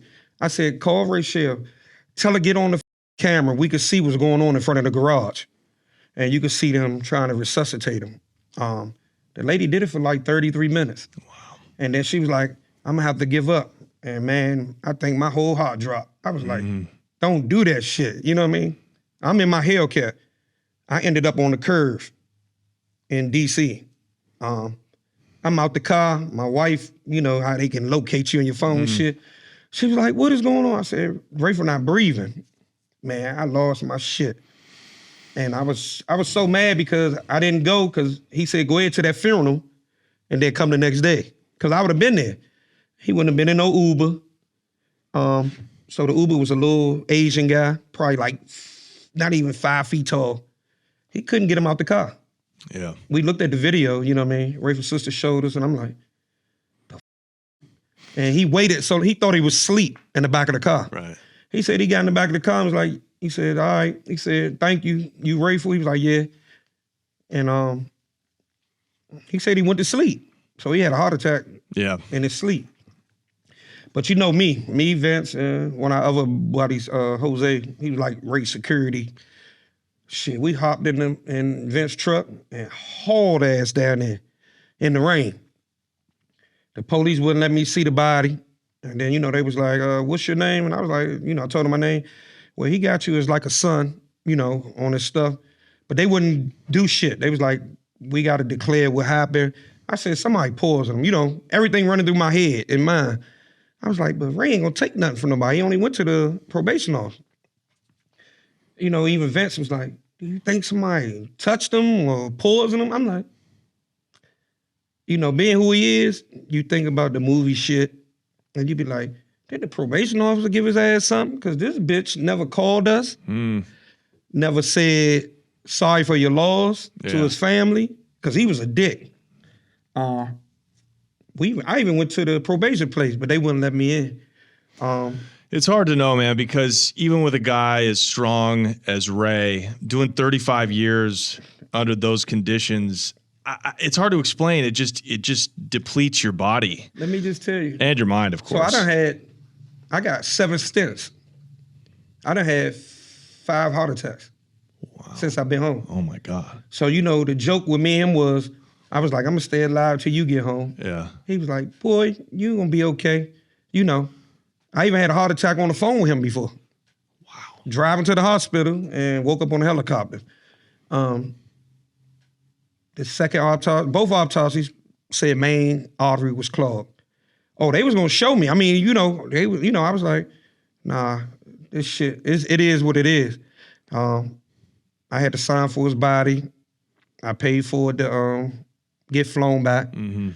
That shit was harder than I thought it was, because I wasn't legally his son. And you know how family do. His son changed his name or whatever, and now everybody want to be involved. Sometimes people think money is somewhere, and I had to come to a conclusion with him. I said, well, his body coming back home. His mom is here. They didn't want to do it, but he had to be convinced. Mm-hmm. So me and Vince flew back to Florida. I paid for everything. One of my friends gave me a funeral home. They said, Whitey, they got all his belongings. They're going to give it to you when you get to the airport. You want to fly with them. So I couldn't get a flight with that plane. So we hopped on a flight and went back home and waited till it came to BWI. Reagan. Of course, that leaked out, because whoever one of the assholes was, they tried to sell, the story. Yeah. Oh, I'm the one picking up Rayful's body. They ain't take no pictures though, because boy, they was gonna be in trouble. I got to the funeral home and I felt like I was ready to have a heart attack. Because they was like, come on, they want you to go in there and look at the body again, blah, blah, blah. I stayed in there for like 3 hours. Like I said, I could show you video, Vince cutting his hair while he did, we dressing him. Because Vince was just bobbing. Shit, he wasn't gonna let nobody touch him. Yeah.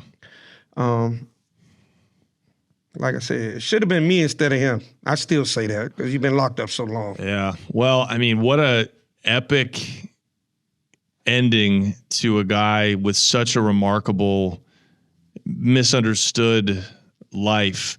It's almost like it had to be that way, you know? Like it was God. He really was touched by something higher, you know? So let me, one more thing. So when he passed, you know, we hauled ass to Florida, right? It rained all the way to there. I mean, I'm driving. They scared because they was like, why you let us drive? I couldn't, right? I was like, I gotta get there. I gotta get there. We turned on that street. And this is, God is my witness. I got the video of us getting out the car. The sun came out. I'm talking about hot as hell, where you can see the steam coming off the ground. As soon as I pull in front of the garage, I'm scared to get out the truck. Vince and Jose get out. I get out the truck. I'm videoing them too, because I'm like, man, I ain't never coming here again. That's all I said. The front door, the screen opens and slams like real hard. You can hear it on the video. It's no wind blowing or no nothing. These two, Jose weigh like 300 and something. I mean, big security guard. I mean, they ain't fat. Vince, Puerto Rican. They look at me. I'm ready to get in the truck and pull off. Vince believe in that spiritual stuff. He's like, Ray, open the door for us. And I was like, I'm not going in there. It took a minute before I could even go in that bitch. And when I showed the video, sent it to his sister and everybody, they was like, there wasn't no wind blowing. I said, and look, I go to the door. The door hard as hell to open, the screen door to the inside that's, you know, to the house.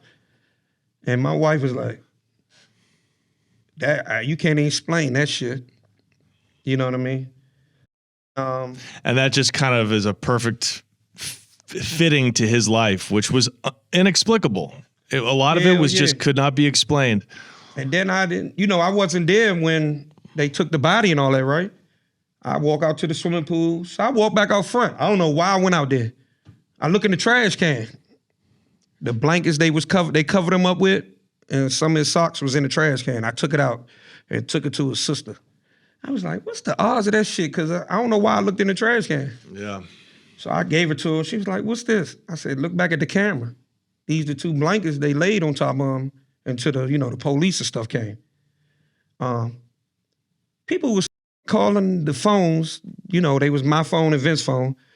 Can I speak to Rayful? He not dead. And we like, hey, bitch, don't call his phone no more. You know, I mean, up until like 4 months, people were still calling. I know he ain't dead. Well, I've seen the death certificate. You showed it to me. Yes, sir. So what is his reputation now? Do you think his legend will live on for many generations in D.C.? I mean, he's a very well-known guy. He's It's going to keep it. Like I said, it's still going, and you be like, the man is dead now. I mean, you got a lot of people that be like, ain't nobody like him. Yeah.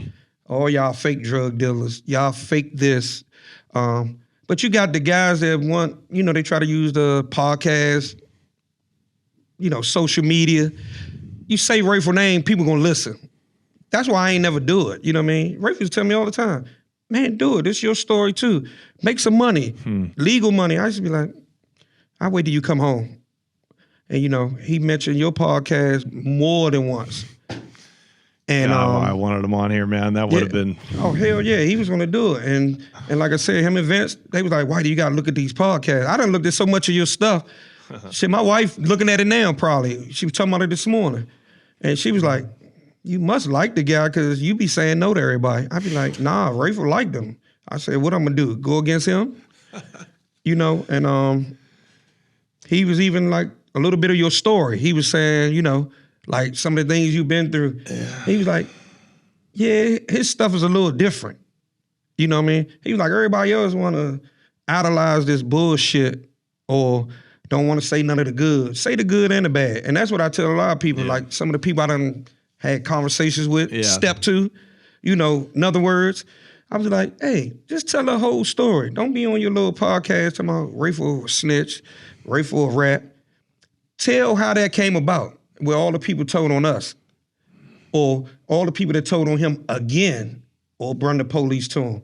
I said, what you supposed to do? I said, you know it's supposed to be no honor amongst thieves, right? Or criminals. I said, do your homework. Rayful wasn't that. He was a goddamn, I always say, the civilian kingpin. Yeah. Yeah, he really was like almost like a ghetto saint in certain ways. Hell yeah. You know, he harmed a lot of people with drugs, but he was just a man of his time, you know. We'll never see another era like that, thank God, in American history, in urban American history. And he is, I think, I mean, when you compare him to other people of his stature, other drug kingpins, black drug kingpins, I don't think anybody had it like him. Certainly not in the cocaine era. Hell Nobody was making money like that. Yeah, and then, you know, that's the stuff that, shit, my grandson ain't number 9 years old, right? One of them. Dad, I mean, because he called me dad still. He said, they was talking about Rayful in my school. And I'm like, elementary? And then I got a 17-year-old, right? He go to, only reason he went to Dunbar because Rayful went there. Him and Rayful talk every day, damn near. I mean, and he was like, you gotta let him go to Dunbar. You know, my other kids went to a private school or they went to a charter school.